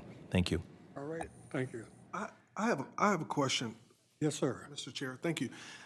So I know that we've had discussions before where we've had like Head Start money that we weren't able to use for different reasons, maybe staffing and so on and so forth. And when we were talking about, when Dr. Brown made her comment earlier about, putting the piece for the Juvenile Justice Center out for bid and, making sure we have the best and so on and so forth, I started thinking about Mott College and the Head Start programs. And I started thinking about how, like for high school students, when parents are like, hey, my child is going to Mott College and they're getting college credits, just association with the institution really is positive to people and they want their kids to be a part. So I started thinking about Head Start here. And I'm just curious, how is this publicized? Like, I wonder, is there something that could be done to really share this broader across the county so that there's greater participation in the Head Start programs? Like maybe there's, some promoting of a partnership with Mott College or whoever, to really drum up some excitement and desire for someone's, preschool kid or kindergarten kid, Head Start kid being at Mott College. You get what I'm saying? And so I don't know if there's somebody here that can speak to it. We don't have to take a lot of time on it, but it is something that I'm interested in learning some more about and seeing how we can build it. Main reason is I don't want to keep sending money back or not being able to use money because there's got to be kids out there that can use it for Head Start. We'll have Jared get with Pam and see if we can come up with a program to do that. And we'll present to the board, not next week, but give us till August. Sure, thank you. Commissioner Wade. In response to Chair Lloyd's comment, so Mott is one of probably several dozen providers of Head Start. So this is an example of where this money would be coming to the college, but there are other Head Start programs. So in addition to what you've said, and maybe this was implied, it would be good to know what our ultimate capacity is with the money that we get from Head Start. I think it's $14 million or so. What is the capacity that money provides us in terms of spots for children who are eligible, and where are we at in terms of filling those spots? Because that gets at your promotion piece. If people don't know about it, they don't apply and their children aren't part of it. So I would add that, it'd be interesting to take a look at total capacity. Is it filled? At what percentage? And related to that, how we get the word out. Just, Commissioner I'm Avery. just me, yeah, you don't have to worry about my name. So just to piggyback into Commissioner Lloyd's point, there are respective school districts who have their own Head Starts, and that's why you may see a number drop. Those, like I would say for Grand Blanc, have its own, it's filled. They got a waiting list, and Gary knows that as well. So some of those respective school districts have their own, but that's a good point to find out where we are with that. One Mr. follow-up Lloyd. to that, to Commissioner Avery's to me's comment. I'm just me. But also like thinking, like working ahead to see where there are organizations who are not using the money, so that maybe we can increase funding to those who have those waiting lists to increase their capacity to serve more kids. I just think it's one of those deals that we probably should have more robust discussion about, so that we serve more, but we don't lose money at the same time. Thanks. Yeah, I think that the G-Card staff and the Head Start contractors can put something together for us. Thank you. Oh, I'm sorry. Yeah, I think it'd be a good idea to have somebody come in and update us on that. I know I've listened to some of it in the past, I just can't remember the details. I think we need to be updated, and my impression is that there was always, I don't know about every group, but it was always my impression that there's a waiting list to get into it. So I was surprised to hear that maybe some of the money wasn't used and it went back. Yeah, and we'll be sure to put something on the agenda for our next Human Services Committee meeting. Thank you. Okay, where are we? Okay, there's a motion, a second, and now we need to vote. All in favor? Aye. Opposed? Ayes have it. Motion carries. Resolution 2025-1889, approval of an agreement between Genesee County and Go Beyond Well Family System, EMR, in an amount not to exceed $10,450 to provide data review and reporting for Genesee County's Healthy Start Initiative. The term of this agreement is August 1st, 25 through July 31st, 26. So moved. Support. Properly moved and supported. Any discussion? Hearing none, all in favor, aye. Aye. Opposed, nay. Ayes have it. Motion carries. Resolution 2025-1901, approval of an agreement between Genesee County and Shantae Durhan Smith in an amount not to exceed $30,000 to provide doula-adjacent training and professional development to the daddy as a doula facilitator. The term of this agreement is from June 1, 25 through May 31st, 27. The cost of this agreement is grant funded. So moved. Support. Properly moved and supported. Any discussion? What is this? I was wondering who was going to ask the magic question. Who's your daddy? That was good. That was good. Thank you. Hello again, Commissioners. I apologize I didn't introduce myself last time. Brad Snyder, Deputy Health Officer, Genesee County Health Department. So the Daddy as a Doula initiative is a new program at the Health Department, and it aims to improve perinatal outcomes by providing culturally responsive doula-adjacent training for fathers. This is a very unique, one-of-its-kind program. Fathers will gain education and skills to support pregnant individuals during labor, delivery, and postpartum. So that is. Specifically, what is doula? Pardon? What is doula? Doula is a supportive person for those who are going through pregnancy. Okay. They're certified in training. How do you promote this and what? How do we promote it? Promote it and This program and service is adjacent to our Healthy Start initiative as well. So the same director who oversees Healthy Start will oversee the Daddy as a Doula. So there's overlap in clients who those services. So there's mechanisms there to promote the service through those groups. Okay. Any further discussion? Thanks, Brad. You're welcome. All in favor, aye. Aye. Opposed, nay. Ayes have it, motion carries. Resolution 2025-1903, approval of an agreement between Genesee County and Involved Dad in an amount not to exceed $48,000 to provide for education and training for expectant fathers. The term of this agreement is June 1, 25 through May 31st, 27, and it's fully grant funded. Move it. Properly moved and supported. Any discussion? Commissioner Lloyd. Yes, thank you. I didn't quite understand the previous resolution, or I would have, before it was read, or I would have spoke up on that one. But, it's good to see, programs that's focused on the father. Generally, there's so much resources, so many programs for the mother. That's just a comment. But the other piece, I see that this agreement is for 2 years, from June 1st, 2025 to May 31st, 2027, $48,000. So I'm just curious, how many fathers do they anticipate supporting in this? Is it enough?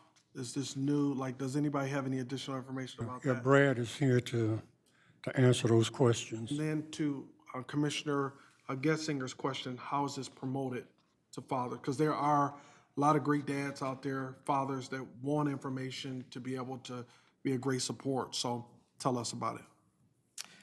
So to your first question, can you repeat the first part of it again? So the Sorry. first piece is, how many do you anticipate serving over the 2 years? I'm just trying to And if it was align enough. that with the dollar amount that's requested. This Daddy as Doula project is being funded through the Michigan Health Endowment Fund. And it's separate from any federal funding or state funding that we receive. So the grant is for 2 years, so that is secure funding. As far as how many we plan to serve, I can check back in with our director to look at our work plan to see if that number is within there, and I can provide that back to you if that works. That works, thank you. How is this promoted? Like, how will fathers know about this, expecting fathers? How do they sign up to participate, that kind of thing? Yeah, those are good questions too. Something that I would actually want to follow up with our director again. But I do know that, like I said, there's some overlap in Healthy Start. So Involved Dad, who also contracts with our Healthy Start program, is going to be contracting with Daddy as a Doula program. So there's overlap too in outreach that both Involved Dad is involved in both. So there's already going to be some individuals who are in that space. But I can get back with you about exact, how we plan to promote it as well. Thank you. Lastly, it would be good to have something, that we can put on the county website, something that we could share out as commissioners to be able to promote this, to constituents we have, so that we can kind of maximize fathers, particularly being able to see what this is. So many times we just kind of pass things and then they just kind of end up wherever they are. But this is one of those, at least for me, I love to see this promoted greatly, because you don't see this often. Thank you. Yeah. I have another question too. Yeah, Brad. It's a 2-year program, so is this like multiple sessions where or is it the same people are in this for 2 full years? It would be multiple sessions. So this particular resolution is for Involved Dad. Involved Dad would be the ones carrying out, this is going to be a train the trainer style training. So Involved Dad would be the one providing the initial training, and then using a train the trainer model, moving out from there. Okay. Any further discussion? Thanks, Brad. All in favor, aye. Aye. Opposed, nay. Ayes have it, motion carries. Resolution 2025-1938, approval of an agreement between Michigan State University for its College of Human Medicine and Genesee County to provide for a clinical training affiliation that encompasses all Michigan status, should be all Michigan State University undergraduate medical programs. What's your pleasure? Move it. Support. Properly moved and supported. Any discussion? I could say Michigan status, that's fine. All right, James. Look, all in favor, aye. Aye. Opposed, nay. Ayes have it, motion carries. Resolution 2025-1959, approval of an amendment to a contract between Genesee County and VAAA in the amount of $73,997 to provide additional funding for home-delivered and congregate meals for Genesee County seniors. So move. Support. Properly moved and supported. Any discussion? Commissioner I just Kuzma. want to make sure I understand this. Earlier in the year, we had approved setting aside a certain amount of money in case the senior citizens needed this. Is this the money coming from us, or is the money coming from them? Okay, it has nothing to do with them. Okay, thank you. Okay. Any further discussion? All in favor, aye. Aye. Opposed, nay. Ayes have it. Motion carries. Resolution 2025-1965, approval of a water residential assistance program grant in the amount of $27,000 to provide water payment assistance to eligible Genesee County residents. The budget for this grant is attached. Move it. Support. Properly moved and supported. Any discussion? All in favor, aye. Aye. Opposed, nay. Ayes have it, motion carries. We do have an add-on. It is the resolution in support of Healthy Start Program. Can I get a motion to add it to the agenda? So move. Support. Properly moved and supported to add it to the agenda. And I'm not going to read the resolution. Oh, I'm sorry. Any discussion before we vote? Commissioner Getzinger. Once again, I'm all for Healthy Start programs, but I'm not going to be in support of this resolution because I don't think we should be doing all these resolutions. Any further discussion?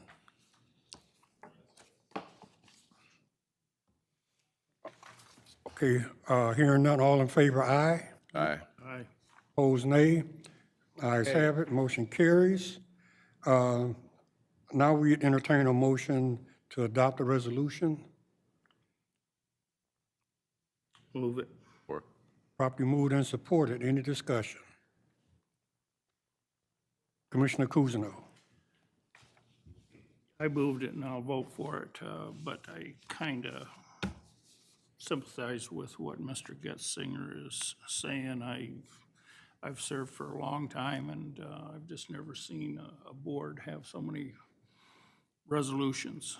And anyways, whatever this board wants to do. Thank you. Commissioner Lloyd. I have a question, just a professional courtesy question. I just want to understand the concern. Everybody can have a concern. I just don't understand. I just want to make sure I'm not missing something. What, if anybody, and you don't have to, but I just want to make sure I'm not missing something here because I'm not that close to it. So am I missing something? For me, I'm just saying that it gets to be ridiculous how many resolutions we have over stuff, and it just seems like we have a lot of other more important business than to continually bring out these resolutions. Yeah, from what I understand, this is a resolution to the United States Congress to continue funding the Healthy Start Program. It's different from a proclamation, like Juneteenth or Arabic Heritage Month, et cetera. This is not that type of resolution.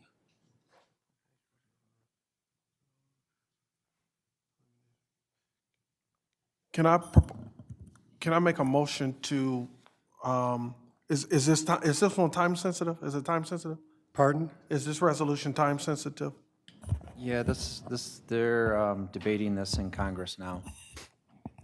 So it's a resolution for us to, okay, I think I understand what's going on here. It's supporting them taking the action? Is that what it is? Okay, got it. Okay, thank you. Yes. Commissioner Wayu.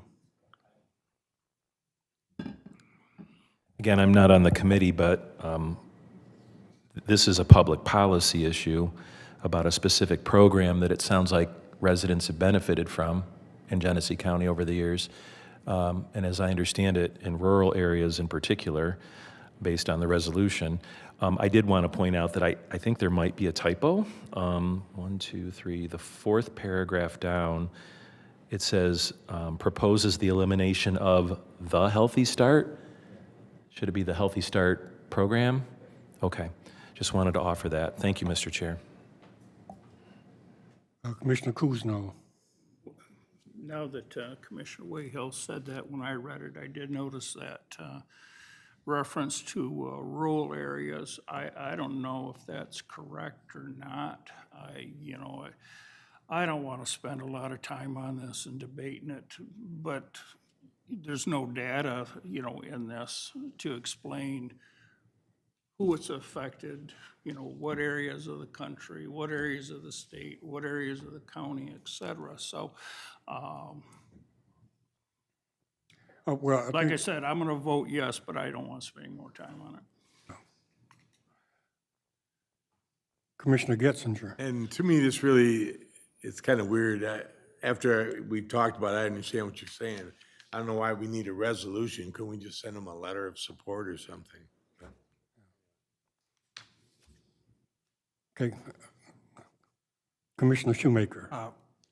Thank you, Mr. Chair. I'm not on this board, but I could be wrong, but it says proposed budget. Wasn't this budget already passed for this next year? What was in the beautiful bill? That was a reconciliation bill for the rest of the fiscal year. The new fiscal year starts October 1st. So we're talking next year. They're negotiating. Well, and they're doing rescission discussions right now too, that is talking about clawing back dollars that have already been appropriated.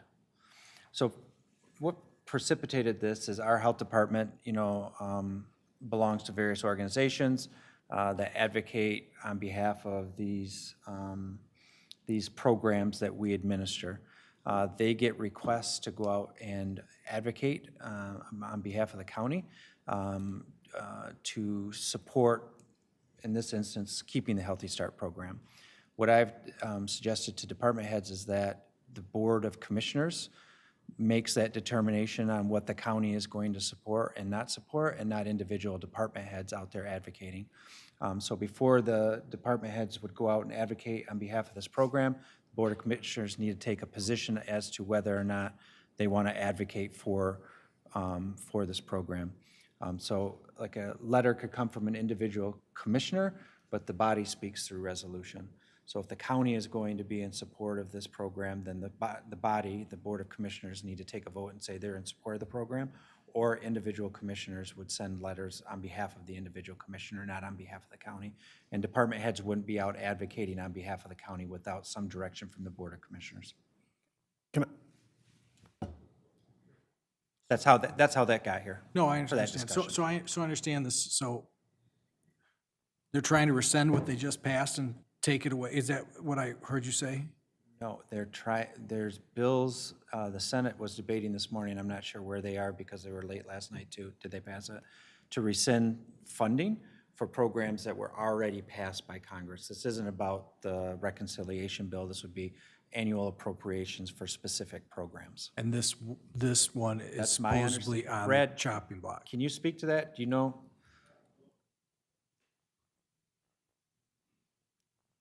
My understanding there was a vote going to be taking place on the 17th. Yeah, this is, Healthy Start is one of the federal programs that is on the chopping block for potentially being cut or eliminated. And as my understanding, this letter of support would state that you support the Healthy Start funding continue, and therefore the residents of Genesee County would continue to benefit from the Healthy Start program. And they're voting on it July 17th? Let me find the exact letter. This isn't something that I was.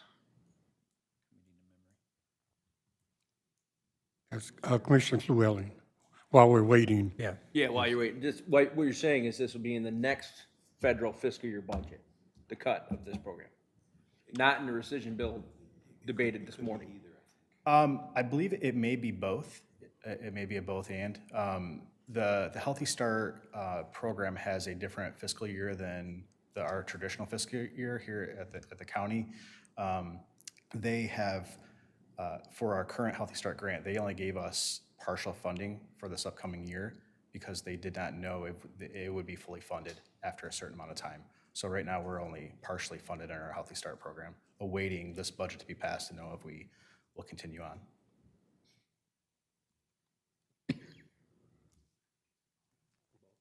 Commissioner Flewell. Yeah, if I may, I'm not on the committee. I just would like to make one comment in support of Commissioner Getzinger. He's got every right to vote however he wants, and he doesn't have to justify it to anyone except his constituents. Thank you. Certainly. Commissioner Lloyd. Thank you. Thank you for the discussion. And maybe one of my questions kind of sparked the discussion because I was, I hadn't had a chance to review it, so I didn't really understand what it was. So it was definitely an innocent question about, what was the concern. So I don't have an issue personally with taking up resolutions at any time for various causes. If our constituents are concerned about something and we just want to make our, sentiment heard as a body and send that to, individuals elected to make decisions and stuff like that. People ask for that kind of thing. So don't have a concern about that. I did want to piggyback on what Josh said, because this has come up before, to your comment, that letters of support, even as a chair, I never send them out unless it's something that the board has said, this is what we want to do. But I just want to reiterate what he mentioned is, as individual commissioners, we're free to send a letter to whoever we want at any time on any issue to lend our support for whatever cause or whatever the case may be. But like general letters of support from the board, I don't think anybody should do that without the entire board. So I said that to say, so there are times we will have a discussion as a board on this kind of thing, just to see is it something we all want to support as a board. So I just wanted to just piggyback on that and highlight it. Thanks. Okay. Did you find anything for? Asking for the copies of the letter by July 17th. So even if you pass it now, we got next week's meeting, which is after the date anyways. Any further discussion? Dr. Brown. Thank you, Mr. Chair. I see a couple of typos in here too, under, let's see, 1, 2, 3, 4, 5, 6, the sixth paragraph, where it talks about the elimination of funding for Healthy Start would disproportionately impact rural communities in Genesee County and across the nation, areas that may already be struggling. The word "be" is left out of there. And then the last paragraph, the last sentence in the last paragraph, advocating for its continued funding as a critical resource, not resources, for residents in Genesee County. And I do believe that Healthy Start is a critical resource for residents in Genesee County. So this is about the board taking a stand on the importance of babies getting Healthy Start. And they can't do that with a lack of funding.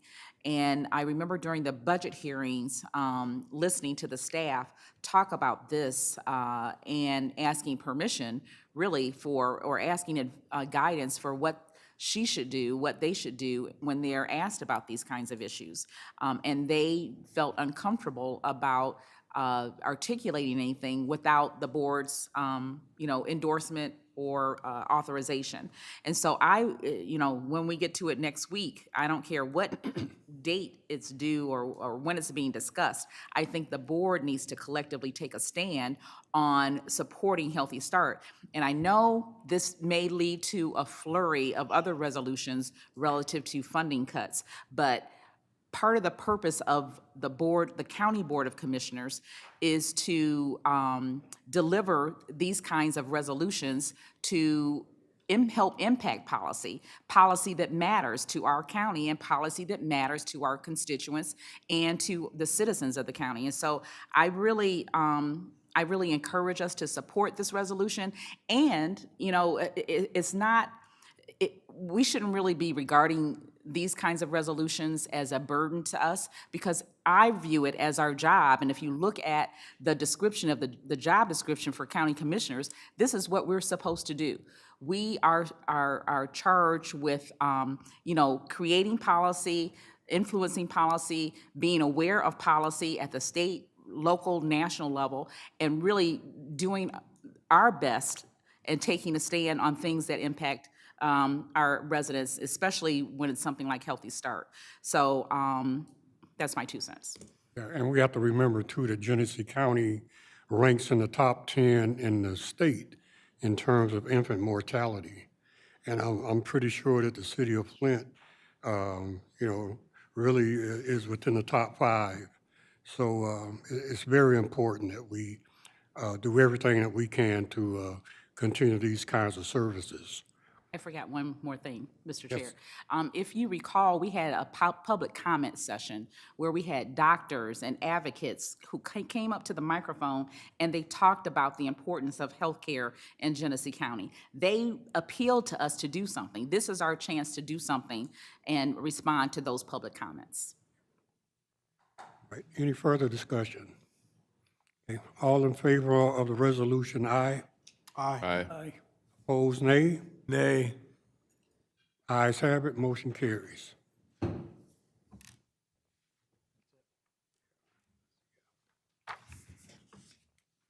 Oh, if there's no other further business before this committee, wait a minute. That's it? Yeah. Okay, stand adjourned.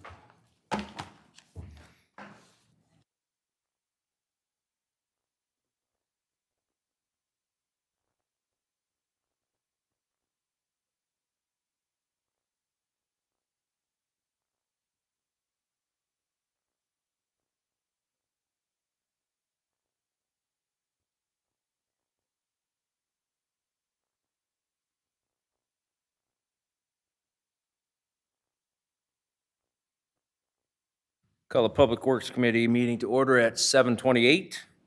Roll call, please. Commissioner Flewelling, Present. Commissioner Avery, Here. Commissioner Brown. Here. Commissioner Shoemaker. Present. Commissioner Lloyd.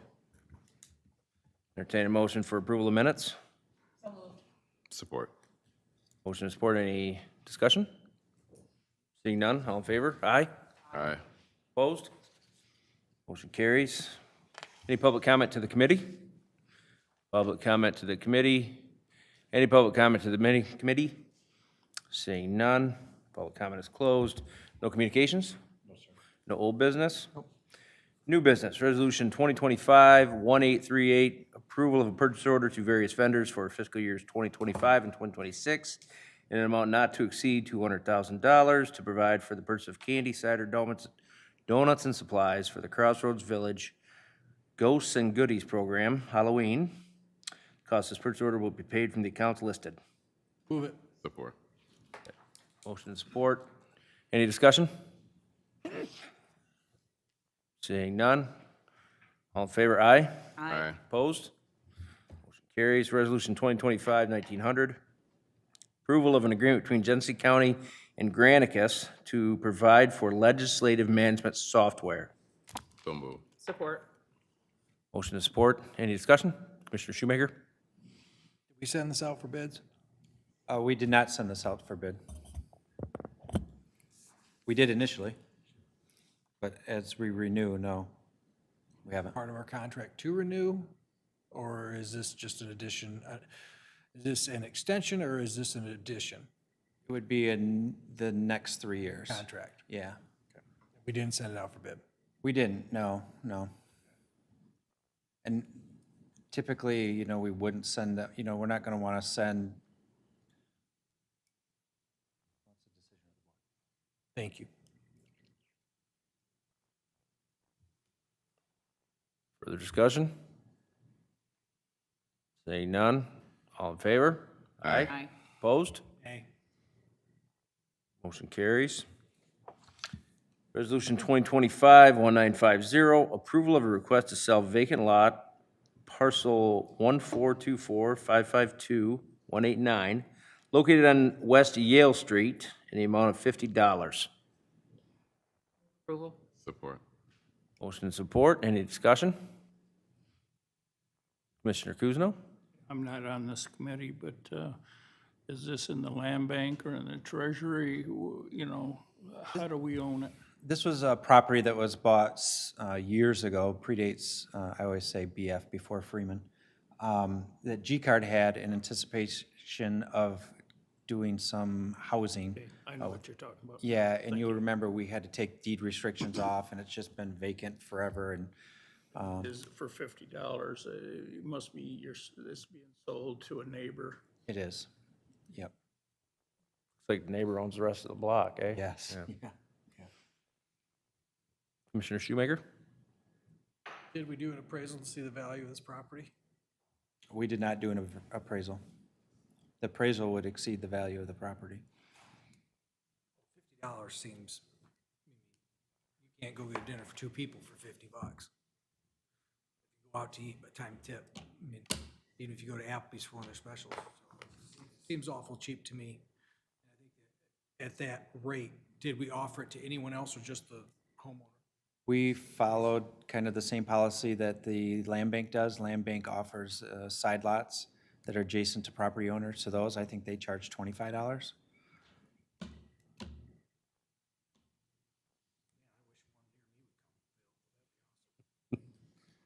I just think without an appraisal on anything that you go to sell at this rate, it just looks, has a very poor look to it. Thank you, Mr. Chair. Yes. Mr. Kuzno? Yeah, I just wanted to make the comment that this is a very common procedure in revitalizing areas within municipalities across the country to bring vacant land back onto the tax rolls and offering it to an attached property. It increases the value overall for both of them. And to see $25, $50 for something like this doesn't surprise me. Thank you. Dr. Brown, did you have? Yes, thank you, Mr. Chair. Yeah, it doesn't surprise me either because I know it is a part of the land bank's overall, strategy. I would request that when it comes to the full board that we have a map of where the property is located. I didn't see that in the packet. And if Commissioner Shoemaker is concerned about the $50 price, it may be valuable or may provide, some context to do comparables. Just ask somebody to do comparables, and we could look at the, the registrar's office and see what comparable houses have sold for in the area, just to get an idea of the value. But I agree with Commissioner Kuzno that, it's just tradition of what the land bank has done, offering side lots for that price. Thank you. Mr. Shoemaker? Thank you, Mr. Chair. So to be correct, though, this is not a land bank lot. This is a G-card. Well, Genesee County. Yeah. Genesee County piece of property. So it's not the land bank. A lot of people on this board have made comments to me about they don't like the way land bank runs. So we're just gonna say it's okay to sweep it under the rug because it fits what land bank is doing. I do fully understand what Commissioner Kuzno's saying. When we had things at the township, guess what? We would do the same thing, very similar. Guess what? If a property owner, we could get them interested and they'd pay a fair price. My complaint is not that we're selling it to the homeowner. My complaint is $50 seems awful cheap. It just does for a piece of land. And that's what I'm saying. Thank you, Dr. Brown, for offering to get some comparables, because we could, if we knew where that was, you could pull the Zillow or, something at least to kind of get an idea of what might be out there comparably from that standpoint. I think it's one of those things we need to look into policy with. Maybe we've got some gray areas when it comes to this type of sale. And I think Commissioner Kuzno was with me on the board. We had some property over in Port Huron. They had a lot of gray areas also that we sold when the Drain Commissioner's office was bringing the water line over. So, and we'd made some policy improvements, but maybe this is something that would lead us to make some changes to our policy on the way we do things or sell property. You could have an estimated dollar amount. If you think it's underneath, you wouldn't do an appraisal on, but it was somewhat close, maybe it would. I don't know how that would go, but I think it needs more discussion later. Not this exact one per se. Commissioner, One last time, you know, we got a week to do our own independent research on that, and maybe we'll change our mind at that point. I mean, I'm not on this committee, so I'm not going to be voting on it one way or the other. okay. Commissioner Getzinger? Not on the committee either, but question, are there like stipulations? You can't buy it for 50 and then sell it to somebody or anything like that, or? No, there's no stipulations. This is bordered by Harvard and Verdun, Yale, and Cornell, I'm sorry. Cornell, yeah. Right before the beach. I mean, the assessed value on the house of the gentleman's house is $11,500. I guess I would say that, I don't know what I'll say. You guys can make a decision on what you want to do. I was just curious. So. Yeah. I think there's 2 houses on that block, and he owns both of them. And his dad lives at the other one, he lives at this one. You know, and the majority of that block is, you know, vacant because the houses were torn down. Located right before the Beecher District, north side of Flint, and it's pretty sparse as Yeah. far as property owned and. Yeah, this has just been something we've been sitting on for, like I say, more than 8 years. So if we can get rid of it for whatever it is, and get on the tax rolls, and the township will assess it for whatever the value I don't know is. how much more tax you can raise for $50. Well, the property will be assessed by the township. It won't be Well- assessed at $50. Well, I think, and forgive me, you know, and Corporation Counsel have to correct me, but little known fact about myself, I used to also have real estate license also. And I believe when you purchase property, that's a bill of sale, which resets taxable value and what you paid for it. And if we're saying it's fair market value, then it's only gonna be $50 because that's fair market value when the assessor does that, when the assessor approves it. And a lot of times when you go to fight your taxes, you take it off of what you purchased the property for to push that. So I don't know if that's a fair way to say we're gonna get taxable value back, because even if it's $100 or it's $300, you're not getting the large to get it back in the tax roll. And that's fine if the board wants to move forward with it. What I'm saying, one, is I think the value's too low, but I also, Gary had a great point. What's to stop somebody from doing this, saying they're gonna do that, and then they turn around and sell it for somebody for a larger profit, and then the county didn't make that money, they made that money. It's a simple thing of a language of adding it in there that you're gonna add, just to state, guess what, you are adding this to your property that could be put on there, so I think it's a good point. I thought it for a second, I forgot, but thank you for bringing that up, I think that's another great point, but you know, I think we need to look into some policies into this, because let's say everyone isn't as ethical as this board or anything else like that moving forward, and they were willing to sell property to whomever, you know, and they wanted to resell it once we sold it to them. So just a thought. Thank you, Mr. Chair. Yes, sir. There's no, I had one more Go ahead. question, because as we were having this discussion, it made me wonder about the impact of that sale with other houses in the neighborhood. It won't have an impact? I would urge all of you to drive up in the neighborhood. Yeah. You get a better perspective than that.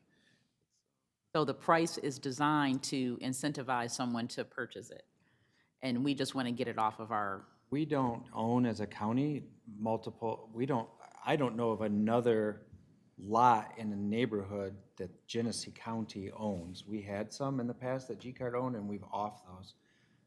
I don't know of another lot that we own like this. We may own, you know, like we own this building, or we owned, you know, the G-Card building. We own stuff like that, but not single lots in neighborhoods.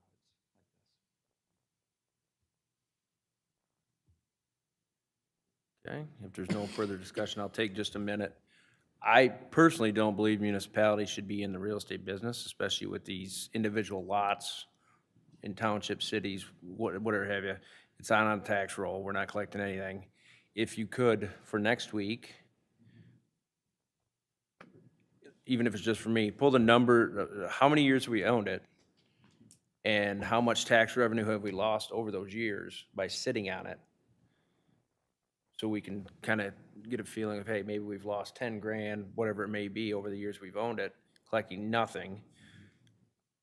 Granted, for $50, we're probably not going to collect a whole lot, but at least we're collecting something. Further discussion? Oh, Commissioner Kuzno? Sorry, Mr. Chair. There is a long history on this particular lot. G-Card had bought it and I think was offering it, and I'm not so sure about the legalities of what they did years ago to buy that, to put employees in there. That's my general understanding, my recognition. Is that correct? Not on this one, but G-Card did own houses that they were renting to employees who may or may not have been paying the rent for the buildings. We got rid of those. Okay, this one is separate than that? This is just a vacant lot that has been vacant for a long time. And the county per se owned it?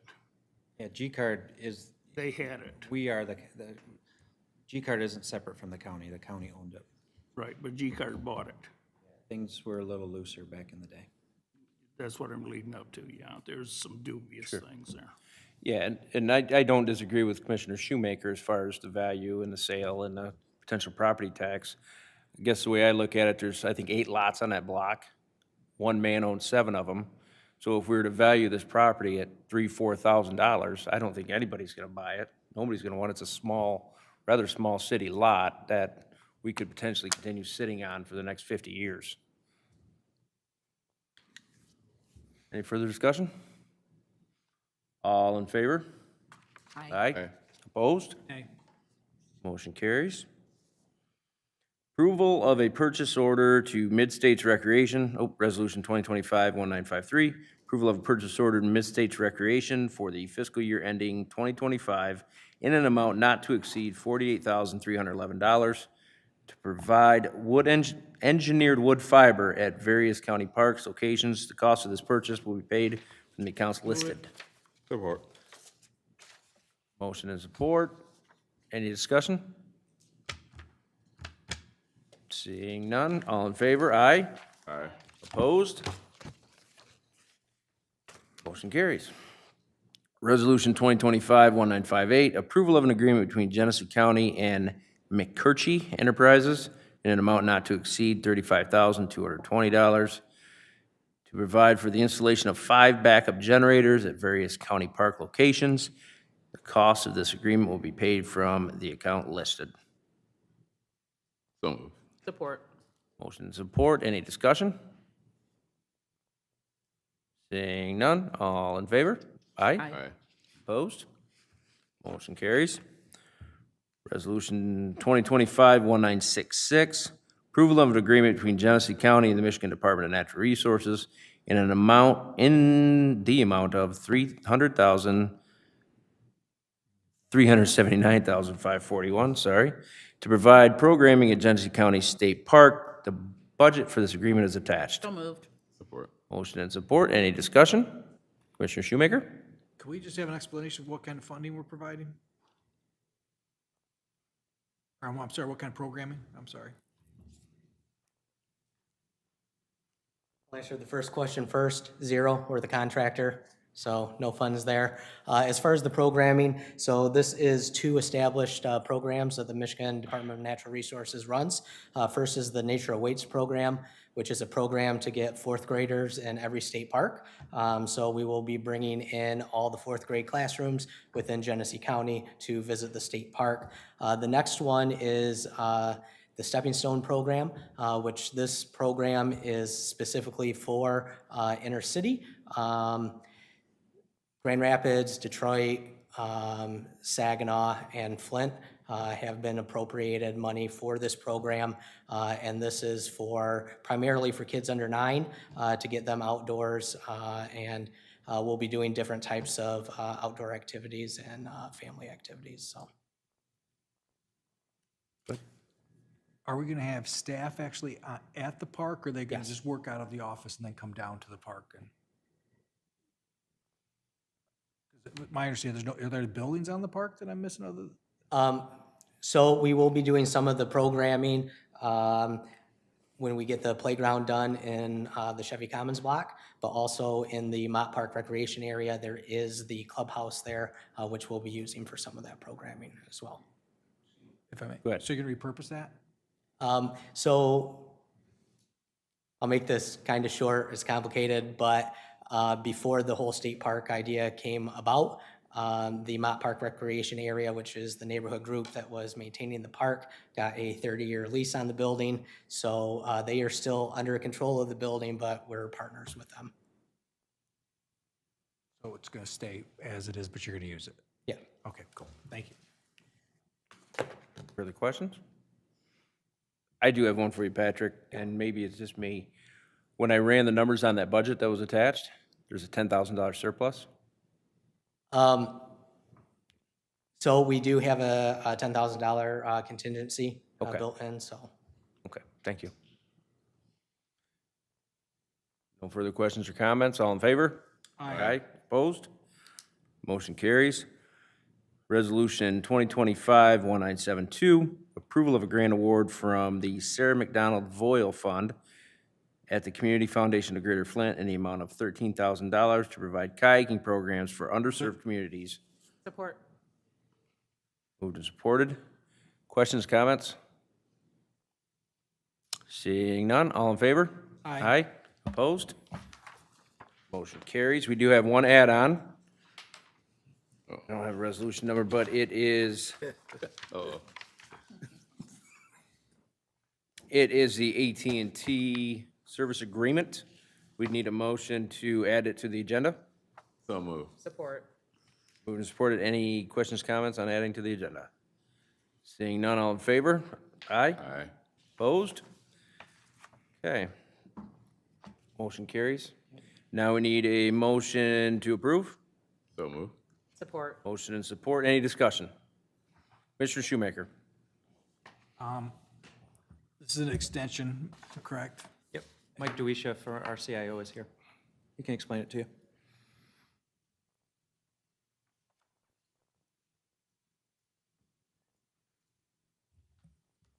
Good evening, Mike. Good evening. Through the chair, did we send this out for bid then? No, we did not. Is there a reason why? Many utilities are more expensive to shift than they are to continue. So in this case, for example, with AT&T and Comcast, if we change providers, there are associated setup costs, sometimes construction costs to change the infrastructure, far more expensive than just renewing the service. We also plan to gradually reduce our dependency on this particular vendor as we close locations, and we're building our own fiber infrastructure. AT&T's terms are more favorable than our other providers in this case. Less penalties, you might say. There are penalties, but not as bad as other vendors. In AT&T's case, it's only a 6-month penalty. In other words, if we cancel our contract mid-term next year, we only pay them 6 months to get out of it. Since we don't know when we're going to close, say, some facilities, we can't really say when that's going to happen. So we're renewing for 12 months. Go ahead. Real quick. I understand why staying with them if that's your philosophy, but I still think it's a best practice, and I always will down here, and I don't think I've changed from this, is to see what the other options are on paper and get their bid before, because right now, it's an opinion. It hasn't been negotiated, it hasn't been worked through, anything else like that. So this is just speculation that they're going to charge us more, because they could come in very aggressively and charge us less because they want the business. We don't know, right? Other vendors, you mean, competitors? They could, because we don't know what their process is, because we didn't send it out for bid. So it's gray area. So that's my frustration with a lot of things, not just what you're doing, Mike. Like I said, I love what you're doing with us. I think you do a great job. But with anything to do with not our money, as I always said, we should know, we should send it out so we do know, because that's a large chunk, what's on there. And I'm going to vote no, because guess what? I think we should do it the correct way when you're spending this kind of money. Send it out for bid to see what somebody else has. And if you choose to, and it's a few dollars, and you go, yeah, it's better off this way, because we've done that before, this board has done that before, where they think it's more beneficial to stay with where we are, we've done that, but we've had that option because we've seen what's comparable. So, thank you, Mike. Thank you, Mr. Chair. Questions? Oh, Commissioner Kuzno? Mike, do you know approximately how much this contract is 120,000 121,460 for the year? for the year. Now, correct me if I'm wrong, but we just went through budget hearings, and I thought I heard you say that, you know, you had a lot of problems with AT&T, and so getting rid of them was a great thing. And so that's why I was a little surprised to see this on here after making that statement. That was voice, AT&T voice, and this is data that we're talking about here. The voice, as I was saying before, it's very common for places that have long-term contracts and a lot of change and churn to have lines that they don't even know they're paying for, or bills for lines that don't exist, and that's the voice aspect. We wipe the slate clean in that side, and that's what we're referring to in that meeting. All right, yeah, thanks for the explanation. Yep. Any other questions? Dr. Brown? So, thank you, Mr. Chair. So, yeah, thanks for asking that question, Commissioner Kuzno, because I wondered about the same thing. But I think I heard you say that we are looking at long-term phasing out our dependency on this vendor, with this Yes. vendor. And so that means that we do anticipate putting it out for bid after this particular season is over with them? Is that? Looking at other options, potentially putting it out a bid, I don't think we're going to do an equal type of arrangement. In other words, I don't want to replace this with something else that's equivalent. We're going to a whole new paradigm, which is our own fiber. And so we may not actually bid it to anybody. We're our own vendor. Right. Hopefully we'll be there. But there's too many unknowns to know what direction we're going. Right. I will say, you know, in the list here, there's dozens and dozens of connections. I don't know how, if we found another vendor, that we would even accomplish a change. It's just, there aren't enough people to do the work. I don't know how we would do it. But the ultimate goal, ideally, we would just want to own our own and do it Yes. ourselves. Yes. So that's what we ideally should be working toward. Yes, in fact, that is what we're doing right now between the new tower and McCree, and forward from McCree to the courthouse to the jail. That'll be our own, what we call dark fiber, our own. And we'll have some commercial vendor be a backup, but the primary connection will be our own. And we hope to extend that throughout, as you know, through our plans. Okay, thank you. Any other questions? Mike, just the one kind of piggyback off Dr. Brown. So as we move into the new tower, you did discuss it some earlier. You're looking at having your own network, basically, right? Yes. Your own hardware, your own fiber, everything. Yes. So the potential for a new vendor to come in may be less expensive down the road if you need that. I guess part of what I'm asking here is, this contract's for the next 12 months. In this contract, is there any carve-outs for January 1st, you guys are ready to make a change, go on your own? Yeah. Can you terminate this contract, claw some money back? 6 months is the penalty. We can claw it back up to 6 months. Up to 6 months. So after January 1st, we're done, No, essentially.